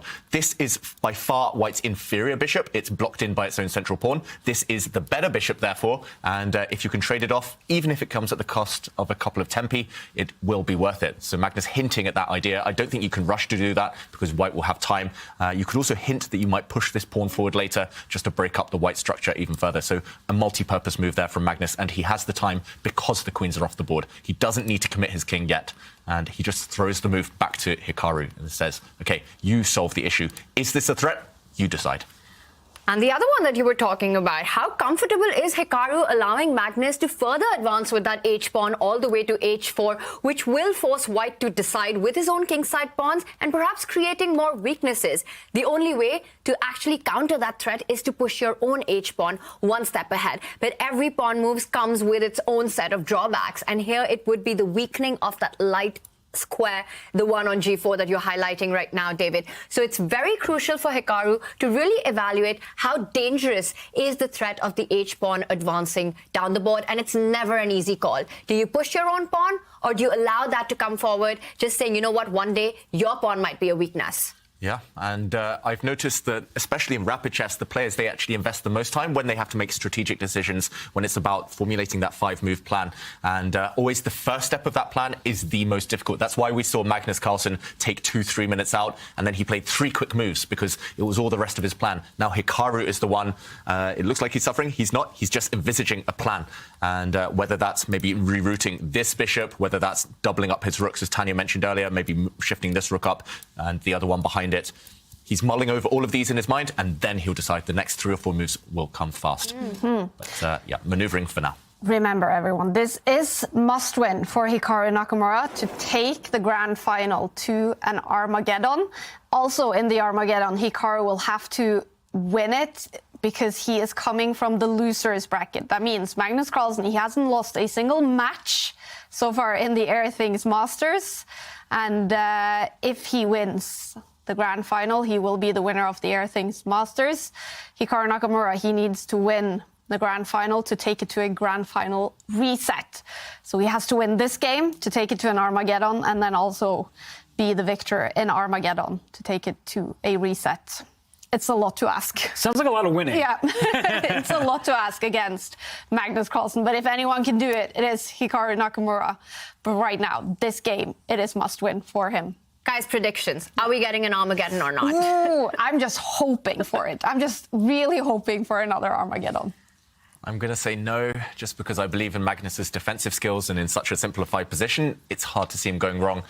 Just from experience, he's the master at working his magic in these types of positions. Robert? Well, for the first time, you've allowed me to agree with you, because you know what I'm going to say, and then you say the opposite. Yeah, I think that Magnus Carlsen has this one under his control, especially after Hikaru's last move. I mean, he brings his bishop to attack the knight on f6, but he's allowed the black knight to hop into the center. So I just feel like Magnus doesn't really have true weaknesses in his position. It's just kind of simple for him to play now. And unless I'm overlooking something, maybe Hikaru has a hidden idea up his sleeve. I believe Magnus has this one under control, and he's ahead of the clock.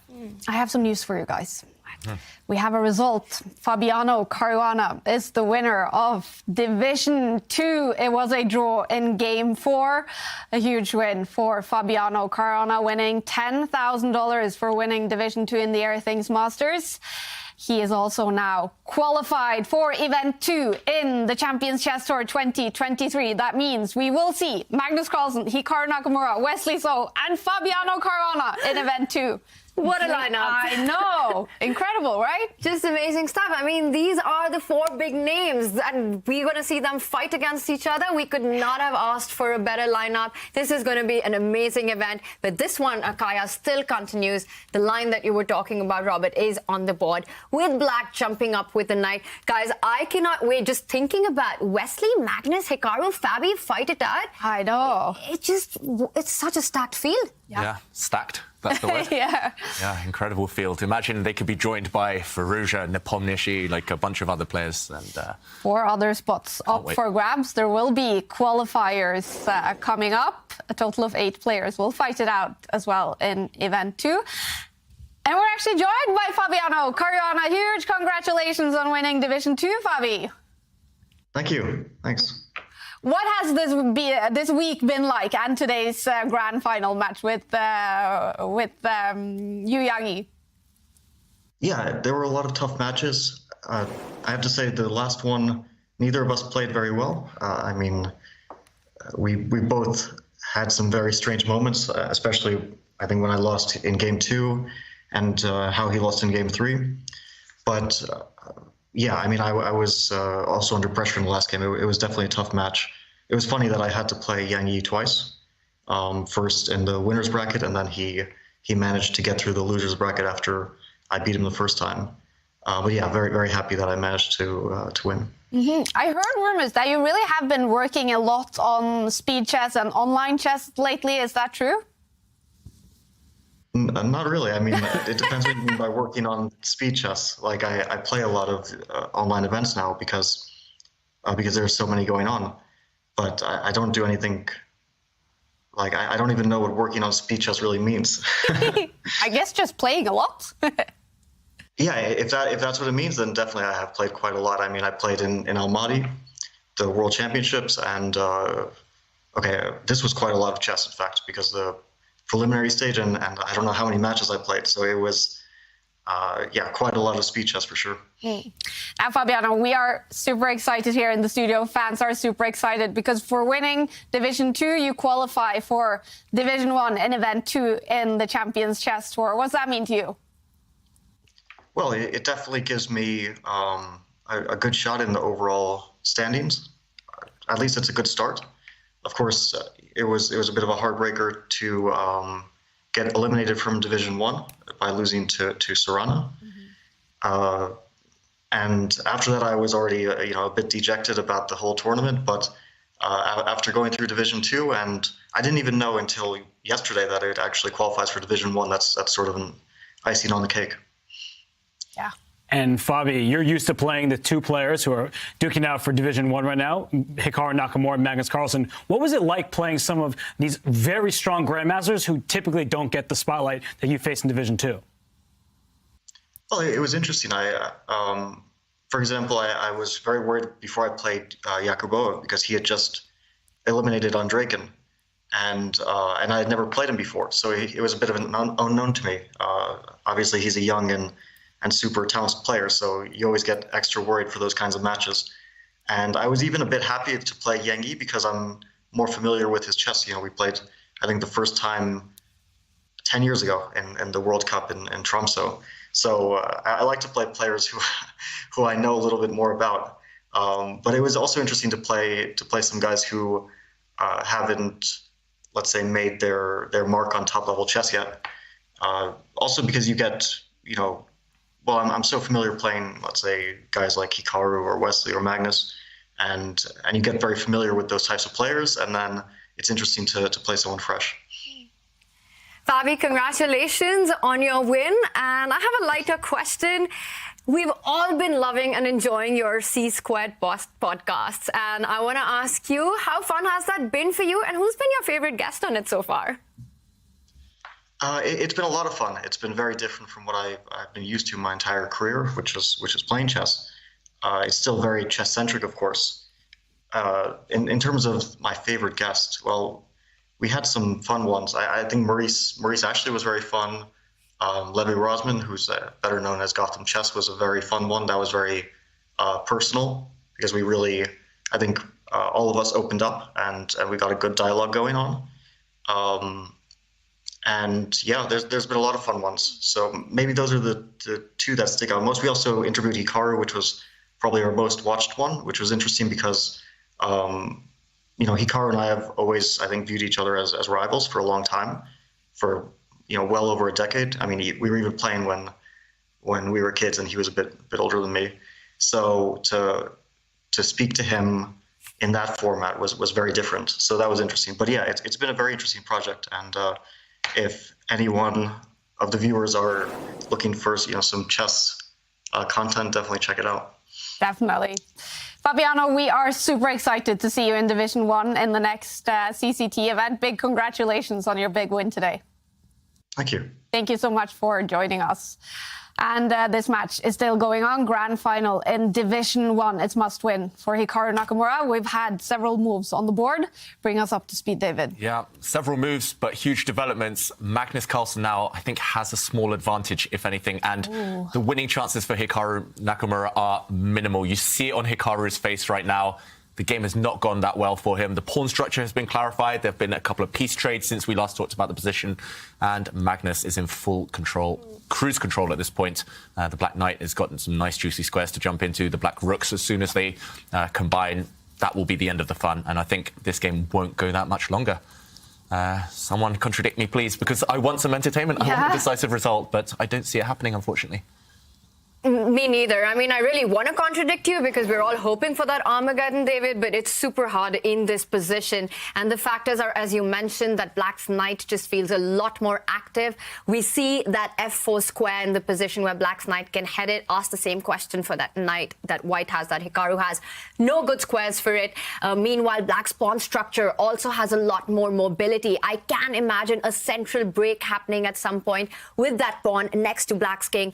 Magnus can advance it 2 steps ahead, play it on f5 once it is guarded in a proper way, and that would create so many weaknesses. It just feels like Black has all the trumps here, the bigger plans in the position, while what are White's rooks doing? What is that White knight doing? And it has no targets whatsoever. Hikaru Nakamura is currently on the defense. Yeah, And winning this game is another matter. Yes, he could probably draw it with best play, but let's check out some ideas here just to show how Magnus can control things. And first move that came to my mind was jumping in with the knight, just because we look for forcing moves first. This does gain time, hitting the white rook. The white rook moves. I'm not sure where. Let's say it slides across, and now this knight could plant itself either now or in the next few moves on this nice square. I guess the counterplay here for Nakamura would rely on this knight getting active. I'm not sure that Magnus will want to allow that. Hence, maybe his retreating move that he's chosen in the game. This pawn would be under fire. Maybe the knight could just start jumping into some loose squares. I was going to say the alternative, if we go back, would have been to lock white's knight out of that square, out of any active squares by pushing this pawn. Magnus says, OK, I'm not even going to weaken my structure. He drops back. And now some nasty knight checks to watch out for if you're not careful. And if Hikaru does get active with his knight, Magnus can just take a timeout to defend this pawn with his own pawn. And still hard to imagine anything going wrong for black. I think Magnus is playing the match score, because if he was just playing a game for start of a tournament, he probably would have ventured forward with his knight. But he does not want to allow Hikaru's knight to get to the a5 square, for example, because if that knight is over there, both the b7 and c6 pawns are under attack. Now, by bringing his knight to e6, he just is keeping his pieces closer to that side of the board. The knight can, in fact, hop up to the c4 square, and once black plays f6, yes, that knight can, in fact, go to a5. There isn't maybe immediately the biggest threat, because if the knight takes on b7, perhaps the rook slides over to b8. But you have to be very careful when you give up pawns on that side of the board. I actually do think it would be hanging, so you would have to slide the rook over to defend. But, this at least gives Hikaru some hope. There is an active knight for white, and this is exactly what he's going for. Yeah, it's what he has to go for if he wants to win this game. And maybe the problem here is that you're not quite in time for white. If you had one more move to double up your rooks now and infiltrate the black camp, then great, you might be able to win. But here, black can neutralize this by bringing his own rook back and sliding across. Just one trade of rooks is enough to ensure that white's rooks never, ever get into the black camp. It's important as well that in a line like this one, that the black knight is on this square, because after rook takes rook, the knight jumps back to defend everything. And here, if all the rooks disappear, symmetrical structure, white will never win this game. He's going for it, and I think the safest, at least, is to go back with the black rook. Maybe Magnus contemplating going more ambitious. No, he chooses the safe approach. I was going to say you could deliver a check, but why bother? You only need to draw. And once the rook lands on d8, Hikaru is going to struggle for winning chances. No! We want Armageddon! But this is such a clinical way to play. He just goes for the idea of getting all the pieces off the board and an endgame with just the knights. It looks like it's going to be the white pawns that will need defending once the knight comes back into action after the rooks are traded off. We all want the Armageddon, but that looks like a far-off dream right now. Yeah, distant dream. And, OK, Magnus takes back with his knight. A pair of rooks. Yeah. There is a funny trap, though. So if we can bring up an analysis board, to be very, very careful, because black wants to make the next move pawn to b6. That would be a huge blunder. If white plays, let's say, b3, some calm move, and you play b6 hoping to kick the knight, rook takes knight is available for white, because when the knight takes on c6 for white, that is a fork no matter how black recaptures. So, and that's the one thing Magnus look out for. He has successfully done that. He is not going to fall victim to such a tactical shot. Yeah, really nice geometry there, though, to show the pitfalls that still lie in wait for black. And, OK, meanwhile, Hikaru has given up a pawn. He's opened up a square for his king. It has come at the cost of a pawn, but these guys are a bit ugly. They're not the strongest pawn structure that you'd ever like. And, OK, the problem here is how to attack them. Can Hikaru find a way in? He can drop his knight here, for example, trying to get the rook in. But again, a rook trade for black will save the day. And at the very minimum, instead, he just improves his structure. He pushes his pawn forward. Robert, it's a bunch of your ideas kind of combined. He wants to keep this one on tap for later. I'm not sure what the direct threat is, but at least it's tricky for Magnus to keep control over both sides of the board. If the clocks were reversed, I would say Hikaru has some chances. But unfortunately for him, he's down on time. He's down a pawn. He can't actually quite weasel his way through and create an attack. The white king at some moment may slide up to g4 just to put pressure on the g5 pawn to keep that knight honest. But you see Magnus's last move. He slides his rook over to c8. He says, I might not just have to sit passively. Maybe I'll push my c pawn, open up my rook. You have to be careful when doing that, because the c6 pawn is covering the very important d5 square. But Magnus, he's just not going to sit and do nothing. He's just saying you have to think about these things if you're Hikaru. Not just that, he could also advance the B pawn up the board and really kicking that knight out of C4 and then going for the idea of C5 as well, opening up the C file with the backward pawn on C3. That pawn sacrifice that Hikaru just made, it felt like desperate times call for desperate measures. I don't really see where it's leading. Yes, you create a nice little spot for your king, but Black's knight, Magnus's knight, just defends all the pawns, all the weaknesses on the board. And also watch out. Imagine that king does land there, David. At some point, there could be a potential checkmate as well. You might, that rook on f4, if it could magically get there somehow, would actually be a mate. I love how you're actually drawing all the arrows to show the path. But it's a possibility that you need to watch out for. And even if that doesn't happen, where is this king headed? It just looks like Magnus has won a pawn, but what better option did Hikaru have? Yeah, it's about the clock times, as Robert mentions as well. This one is not looking very promising right now. I still don't think White should lose with best play. I think you're okay here, despite giving up that pawn for not too much. But Hikaru, how does he at least ask one or two more final questions? Your plan on the board, Tanya, that knight kicked back. As soon as you have to start retreating. Oh, wow. Look at that. That is class. That is just a whole different class. You know, he doesn't want to move that c-pawn, creating weaknesses in the center. Instead, he liquidates the queen side by advancing the other pawn, and now the rook will slide back, creating another weakness for White down on the a file, that a2 pawn. This is why it's called the Magnus touch. Yeah. Impressive play. Hikaru, meanwhile, with a really creative knight retreat. He's holding things together, and I'm not sure Magnus wants to actually rush and recapture that white a-pawn because there might be an annoying knight jump. Okay, he has gone in. Now, White's knight is going to go over. Watch out for some forks, some checks. But no, Magnus steps out of all the problems, all of the tricks, and Hikaru's knight is caught in two minds. If it goes forward and takes a pawn, Black's rook gets active, snaps off the white a2 pawn. And unfortunately, you have to make a decision. Hikaru only with 2 minutes, needing a win. But now Black's rook is active, and yeah, it's still nowhere near a win for White, unfortunately. He looks annoyed. Hikaru Nakamura, hope is running out. Here is the tournament trophy that probably Magnus Carlsen will win. And you can also get this trophy. It's up for bidding, a unique trophy each tournament in the Champions Chess Tour 2023. That move is almost as nice as that trophy. He just gives that pawn where two white pieces can take it, and now he's saying if you take with the king, your king lost contact with the pawn that's behind it on f2. Thank you very much. If you take with the pawn, Black springs free an outside pass pawn and some knight checks. I wasn't expecting that move. I was listening to you, Kaya, and suddenly I saw the move played, and I was just taken aback. That is beautiful tactical awareness from Magnus Carlsen. He is really earning this championship. Is he finishing off in style here, Magnus? He is, and I love Robert's reaction because every true chess player, when they see a move like that, it's like, yeah, you got to appreciate it. And that's what we call an invisible move, when you land something on a square that looks like it's protected multiple times. It looks impossible, but often that breaks the coordination in the enemy army. And look at Hikaru. Look at the bar. Yeah, he's got a lost position, and he knows it, unfortunately. Suddenly, too many problems. That white c-pawn is about to fall off with a nasty check.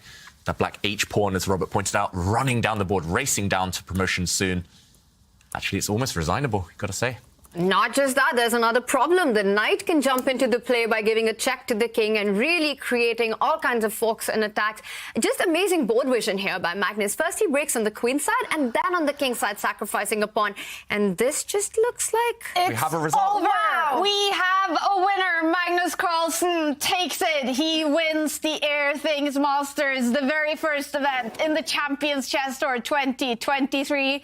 We do see a smile on his face. And what a battle it's been, and what a fight Hikaru Nakamura has put on, making it all the way to the grand final. But today, Magnus Carlsen was too strong. He finishes it off. And this is Hikaru looking over the game. How impressed are you with Magnus in the tournament, though, Robert? He played amazing chess. I mean, there was that one slip-up against Arjun Erigaisi. He lost that game, and he almost lost Game 3 today. But he showed his resolve. He was able to hold Game 3, and in Game 4, he really had no problems. He's that strong. If you don't make the most of your chances, you may only get one, and then he's going to become the champion. Yeah. Magnus Carlsen. He wins 2 games in a huge final, the dream final against Hikaru Nakamura. How impressed are you, Tanya? He was flawless today, start to finish. He took his chances when Hikaru got too risky. He never gave him a chance to come back. And even the one game that he was on the defense, that big game 3, that big Hikaru opportunity, he really showed amazing resilience. Completely deserves this win. Hasn't lost a single match throughout. Amazing play. This is why he's the world champion. Yeah. What has been the key to Magnus's success, David? It's just that consistency. Even when he has one bad game, even if he plays one bad move, he pulls himself together. It's just that recovery factor as well, the bounce back ability that we talk about. Magnus just never looks flustered. And compared to some of the other top rivals, I mean, shout out to Hikaru, who played really well this tournament, I've got to say. But compared to those other guys, he just has another level to go up to. And it felt like Magnus activated that level today and took the match. And we're joined by Magnus Carlsen, winner of the Airthings Masters. Big congratulations, Magnus. Thank you. Finishing off in style here and starting off the Champions Chess Tour season with a big win. What does this mean to you? Yeah, it's a little bit weird, since I don't really feel like I did much at all this tournament. So I won. Usually, like, you win preliminaries, you win a lot of matches, but this time it felt like, you were playing matches from the start. Suddenly I was in the final, and out of my last 9 games, I won one of them, and I won the tournament. So it feels a little bit weird also, since I didn't feel like I managed to play close to my best level. But yeah, of course, winning feels great. Yeah, and I have to say, it's been, even if there hasn't been a lot of decided games, it's been a lot of entertainment. So after this first event in the Champions Chess Tour 23, with a whole new format, what's your verdict on this new Champions Chess Tour? Yeah, it certainly leads to a lot of close matches. The Armageddons and the bidding and all of that adds another layer. Frankly, for me, sort of the most exciting part of the tournament was the qualifiers. I think that's really something good we had for this year, that you really have to work hard to get into the tournament at all, or most players do. As for the tournament, I think the format is okay, but overall, personally, I'm a little bit underwhelmed, since I didn't feel like the tournament ever really got going in that sense. But I think there will be more excitement to come, for sure. Yeah, interesting. And well, we do know for sure now that in event 2, we're going to see you have qualified, Hikaru has qualified, Wesley So has qualified, and Fabiano Caruana has qualified for winning Division 2 today, plus 4 other players that will go through from qualifiers. So that should be an exciting event too. Yeah, it just means that the qualifiers will be easier. But I think it's really good that we have the sort of the cream of the crop playing in these events. It's really good to see. And I have to say, for Hikaru as well, I know that he's been fighting through some difficult stuff in this tournament with his family, and I think he'll agree as well that he didn't manage to show his best level, but the fact that he still gets through the qualifier, and then all the way to the final and makes it close. That's a real testament to his strength of character, and also how good he is. Definitely. And Magnus, congratulations on this big win. I just want to get your thoughts in today's game. Now, after you won game 1, it looked like this was going to be a very tough task for Hikaru. But in that game 3, there were a lot of turnarounds that happened, and you were on the back foot in that end game. Were you worried at any point? Yeah, I mean, I thought I was completely lost.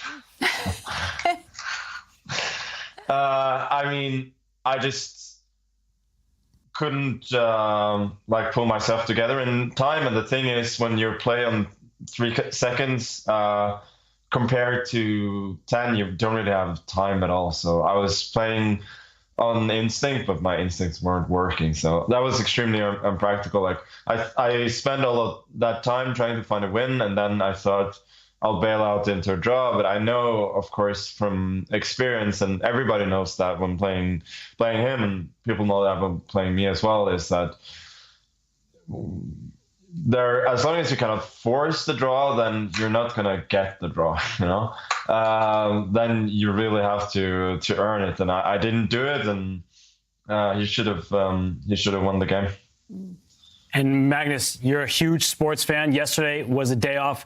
Were you following the NBA trade deadline, and do you have any fun insights from what you think is going to happen in the remainder of the season? Yeah, it was fun to follow. I was also watching the Lakers Bucks game yesterday. I think things have shaken up quite a bit. So I was considering taking a trip to the playoffs this year, and my thought was going east for sure, but now the West looks a little bit more interesting. And as my friend Barca said earlier today, maybe Phoenix isn't the worst place to be in May and June. So we'll see. And Magnus, key question, how are you going to celebrate now? Oh, I don't know. It's so early in the day, you know. I think I'll grab a bite to eat first of all, say hi to the boys, and then we'll see. Sounds fun, Magnus. And I have to ask you, because we had a challenge for the experts in the studio and the viewers today to bet what the lowest bid in a potential Armageddon would be. Now, we didn't get an Armageddon, but can I ask you, if you would have gone to Armageddon, what would have been your bid today? We'll see next time. Oh, can you give me ish a number so I have something to finish off the competition? Truth be told, I hadn't thought about it at all. I really wanted to finish the match off before then. All right. Actually, after surviving the third game, I was pretty confident. Since I didn't think he'd sort of. I feel like that was his chance. Like both against Wesley and me, he's not had a lot of chances to win. So I thought that was it. And also Eric he told me that now you have to play an Armageddon with 15 minutes. So I thought, that was my Armageddon today. Very cool. Magnus, huge congratulations from all of us for winning the Airthings Masters. Thank you. Thank you for joining us, and have fun celebrating. We're also joined by Hikaru Nakamura, who gave it a good fight today. Hikaru, a super tough task. You had to win 2 matches against Magnus today. What was it like? Yeah, I mean, the match really came down to a couple of critical moments. I mean, I think in the first game, I just put my knight on the wrong square. And I mean, it's kind of crazy that putting the knight on the wrong square basically led to me getting a horrible position. But, I put this knight on a5 instead of e7 in game 1. And then after that, I mean, it was difficult. Maybe a computer could have found some better ways to play it. But I thought that Magnus played very principled. And I just was a very clean win for him after that. I think really if that's what the match came down to, I wouldn't be super upset. But obviously in game 3, Magnus gave me some chances pretty unnecessarily. And I mean, it was a little bit unfortunate that I wasn't able to win that game. I mean, I had a minute against 10 seconds and I was up the pawn and probably winning somehow in the rook and pawn ending. But I mean, Magnus defended very well. And that really was the chance. And after that, I mean, okay, I had white in the 4th game, but really when you mess up a winning position, then it's a must win in the 4th game. It wasn't there. So yeah, it wasn't meant to be, but that's how it goes sometimes. Yeah. And Magnus did say in the interview here that he thought you would agree that neither of you sort of showed your very best chess both today and in your match on Wednesday. Would you agree with that? I mean, I was listening a little bit to what Magnus said. I mean, I'm trying to think of a nice way of putting this, but yeah, somehow the whole event felt very strange. I mean, it seemed like, I mean, my match against Wesley came down to one game. Magnus, the first match, also came down to one game. This match today, it came down to like one critical moment or two critical moments, both in game 1 and in game 3. And yeah, somehow it seemed weird. Like it didn't feel like a normal tournament compared to say when I played in 2020 or 2021. So yeah, it was all a little bit strange for me too. Yeah, it felt like you're kind of playing, but you're also not really playing. So yeah, I don't know what else to say really, other than it was just it all just felt a little bit weird. Yeah, but again, I will say it has been super entertaining. And Magnus was also saying that he's very impressed with also your character, because we know you've been going through some tough things this week. Has it been a tough week for you? Yeah, I mean, of course, but I'll talk about that another day. But, I think the more important point is that, I mean, I think I can say this since I don't play every tournament in the world, is that, I mean, the big difference between me now and, say, the me of, like, let's just say 2014 to 2019, just to use a time period, is pretty much that I don't just give up. I find a way to keep going. And, I mean, I think in the past, very easily, I would have just gone into the third game and I would have lost this game also with black, and the match is over very quickly. And I think that's probably the biggest thing for me, is I found a way to just sort of keep playing, keep moving forward, and not really worrying about anything else. And I thought today was a great example. I mean, I lost the match, but to have that chance in game 3, especially after losing the first game when it all could have gone downhill, I think I'm quite happy with that. I mean, again, I didn't win the match, but there were a lot of positives to take away from it. So yes, you just keep fighting, you keep trying to play well, and it's fun to play against somebody like Magnus, so I enjoy it. Great to hear. Hikaru, today didn't go your way, but you have so many more events coming up. As next, we're going to see from you in the Pro Chess League and Title Tuesday?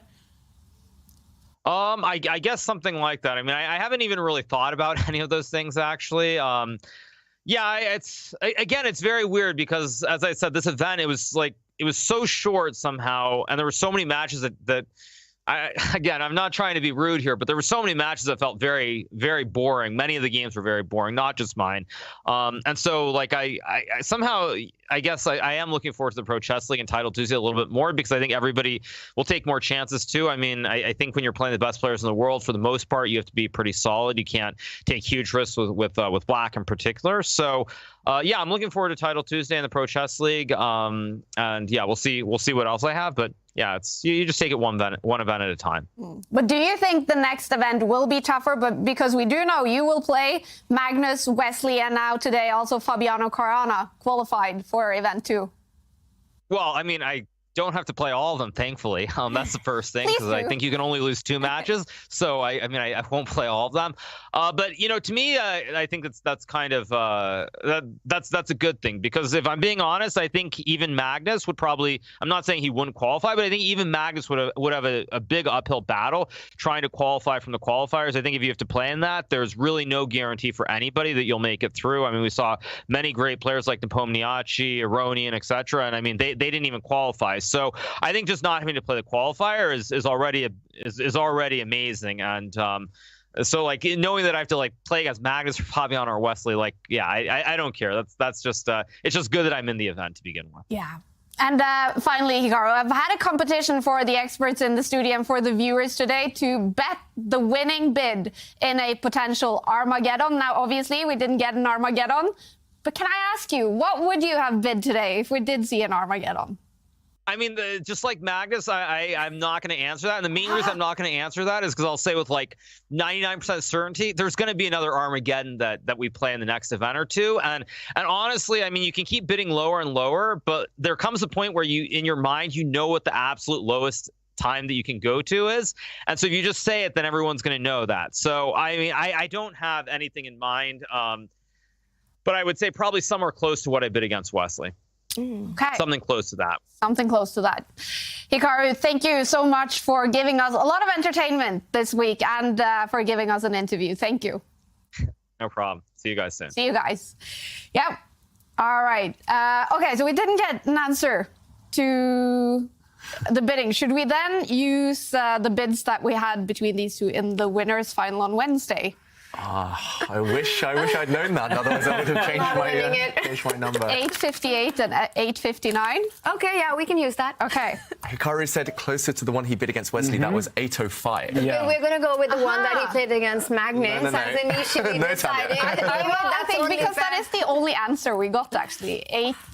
It's funny because I split the difference. So, I'm right around the middle of those two. Well, okay, we're going to go with 805 because I don't remember what you guys said. We're going to go with 805, which was the lowest bid we had in Armageddon during the Airthings Masters. Wait, what's the prize for this? Yeah, what is the prize? Well, we're going to the good night to celebrate. So let's do it. A glass of something good is the prize. So we have Robert betting 829. Oh, but David's beating you because 814. Jovanka 838. And Tanya 901. I would have won it if it was the Wesley one. David, you are the winner of the Armageddon competition. It's been a lot of fun with the Armageddon, won't you say? It has. I like this new bidding process, and I think it might become more standard place. I'm not sure whether that will happen in FIDE events, but I'd love to see it in World Cups and the like in future. It definitely added to the drama. Yeah. And we're going to find a winner from the viewers as well. The closest to 805 will get this Airthings device signed by Magnus Carlsen himself. But before we reveal that, let's take a look at the bracket. The Airthings Masters is over. We started out with some exciting quarterfinals. In the winners semi-final, Magnus Carlsen knocked Argaisi down to the losers bracket. Hikaru Nakamura knocked Wesley So down to the losers bracket. In their winners final, Magnus won that match to make it straight through to the grand final. Hikaru Nakamura later joined him. But it was a big match win for Magnus today to win the Airthings Masters, starting off the Champions Gesture season in fantastic fashion. Let's take a look also at the results from Division 2. The winner of Division 2 would secure a spot in Division 1 in the next event, and Fabiano Caruana. He won that match against Yu Yang and is ready for Division 1 in the next CCT event. Division 3 was decided yesterday. The grand final was played between Sam Sevian and Pragnananda, and it was a match win for Sam Sevian as an American. Happy to see that, Robert. I'm not feeling overly patriotic at the moment, but it's great to see the young star, Sam Sevian. He did really well in the Chess.com Global Championship. It's great to see him do well in the Champions Chess Tour, and we'll probably see him in a higher division the next time around. Yeah, I agree. We also have to take a look at the tour leaderboard. You get points in each event according to your results, and Magnus Carlsen is on top, of course, with 150 points. Hikaru Nakamura with 100 points, and then a bunch of fantastic players coming in behind there. There are a total of 6 events in the CCT this season before it all finishes off with a big championship. And they also get a lot of money. $235,000 is the total prize fund for the Airthings Masters, and Magnus Carlsen takes home today $30,000, $20,000 for Hikaru Nakamura. It's been a great event. It's been a fun day, even if we didn't get Armageddon. But we did get a puzzle from Jovanka today, her favorite puzzle. And it's time to reveal the answer, Jovanka. Yeah, it certainly is. And it's a study by Yuri Dorogov. And I love this puzzle so much. Now, obviously, Black has 2 queens, but the king is in trouble. And a lot of you got the first move right. That is simply for the knight to go to c7, give a check to the king. And the next move is forced. Queen takes knight. And then comes the critical point. You push the pawn and give a check to the king. And now the king steps forward to c4 square. And if you do notice, the king doesn't actually have too many squares to travel to. It can travel to b3 and can travel to d5. And this is where things get very, very spicy. The queen comes to g8, as many of you saw. And Black's best, actually, is for the queen to go to f7 and just give herself away. But that really doesn't save anything, because after queen takes queen, And once the queen comes to d5, it's going to be a winning king and pawn ending for white. But this is the key point, and this is why is basically in my top puzzle ever, is because black will actually play queen to d5, blocking the check. And here it comes. It's so beautiful. The king will move to c2. White completely forgets about the queen and says, take it, take the queen. And so black says, yes, thank you very much. And now here it comes. The pawn comes to e4, taking away the last square that the king can go to. And just take a look at those two black queens. They cannot do a single thing to prevent the pawn coming to b3 and giving a wonderful checkmate. Chess beauty. Simply. Was there a lot of viewers who got it right, Ivanka? There were a few viewers who got it right, Impressive. with a big smile as well. But a lot of people saw the first two moves. Fantastic. Simply chess beauty, you guys. Now, it's going to take us some time to figure out who was closest to 805 in the bidding competition. So you'll have to check out who the winner is following the Champions Chess Tour account on Twitter. One lucky winner will get this signed Airthings device signed by Magnus Carlsen. Now, the next event in the Champions Chess Tour, it starts April 3rd. And we host qualifiers every week for title players. That actually means you guys could play the qualifiers. Will you? It sounds like a bit of fun. Yeah. Sounds like a challenge. Why not? But you can't qualify because we need you guys in the studio. That's the only reason I wouldn't qualify, for sure. Yeah. No, but is there any chance you guys will just give it a chance? Yeah, maybe. Yeah, I mean, I think the initial qualifiers are for non-grandmasters, and then they work their way up to the Swiss and then the play-in. But I think the tournament is great because of this. Everyone has a chance to qualify. Everyone has a chance to win. And as Fabiano Caruana said, he's playing people he's not used to playing, who are very, very strong. Some up-and-comers, some people who have been around, hovering just below the top tier for a while, but can beat those elite players in any given match. So I do think this democratic, meritocratic system is a great one. And we didn't see too many women in the qualifiers before the Airthings Masters. Tanya, I would like to see some more women. Well, this time it was only open to grandmasters, and there are not those many women players who have the full title. We did see one, Tanzongi, play, and she had a phenomenal run. In fact, she was also playing in the Women Grand Prix at the same time, finishing her match there. Then she came in for the Swiss qualifiers, and she finished in the second division. Had a brilliant play throughout, but I would love to see more female players participating. I'm happy doing the commentary and watching it, but this time I think it's for all title players, so international masters can also play. Yeah, I'm going to play that one then. Okay, cool. The next chance for all title players is February 13th, and on February 14th, the day after, finally the Pro Chess League is back. That is super exciting, Robert. It is, and we heard Hikaru Nakamura say there's nothing he loves more on Valentine's Day than playing some chess. So hopefully we'll see him in the Pro Chess League. It's such a great event. It's rare to have a team event in chess outside the Olympiad. David knows a thing or two about success in team events, but it is great. It feels like a lot of fun because you're not doing it just for yourself, but for your teammates. Yeah. You do enjoy the team events, David? I do, and I can confirm I've signed up for a team in the Pro Chess League. So, yeah, I can't wait. Awesome. All right. I'm looking forward to watching, and I'm also looking forward to event 2 in the Champions Chess Tour. The main event starts on April 3rd. This was the first one on chess.com, first Champions Chess Tour 2023 event. It's been so much fun. A lot of drama with Armageddon. Already looking forward to the next one. A big thank you to everyone who's been with us for sharing your thoughts and questions on Twitter and Twitch. We hope to see you again in the future. But for now, have a good one.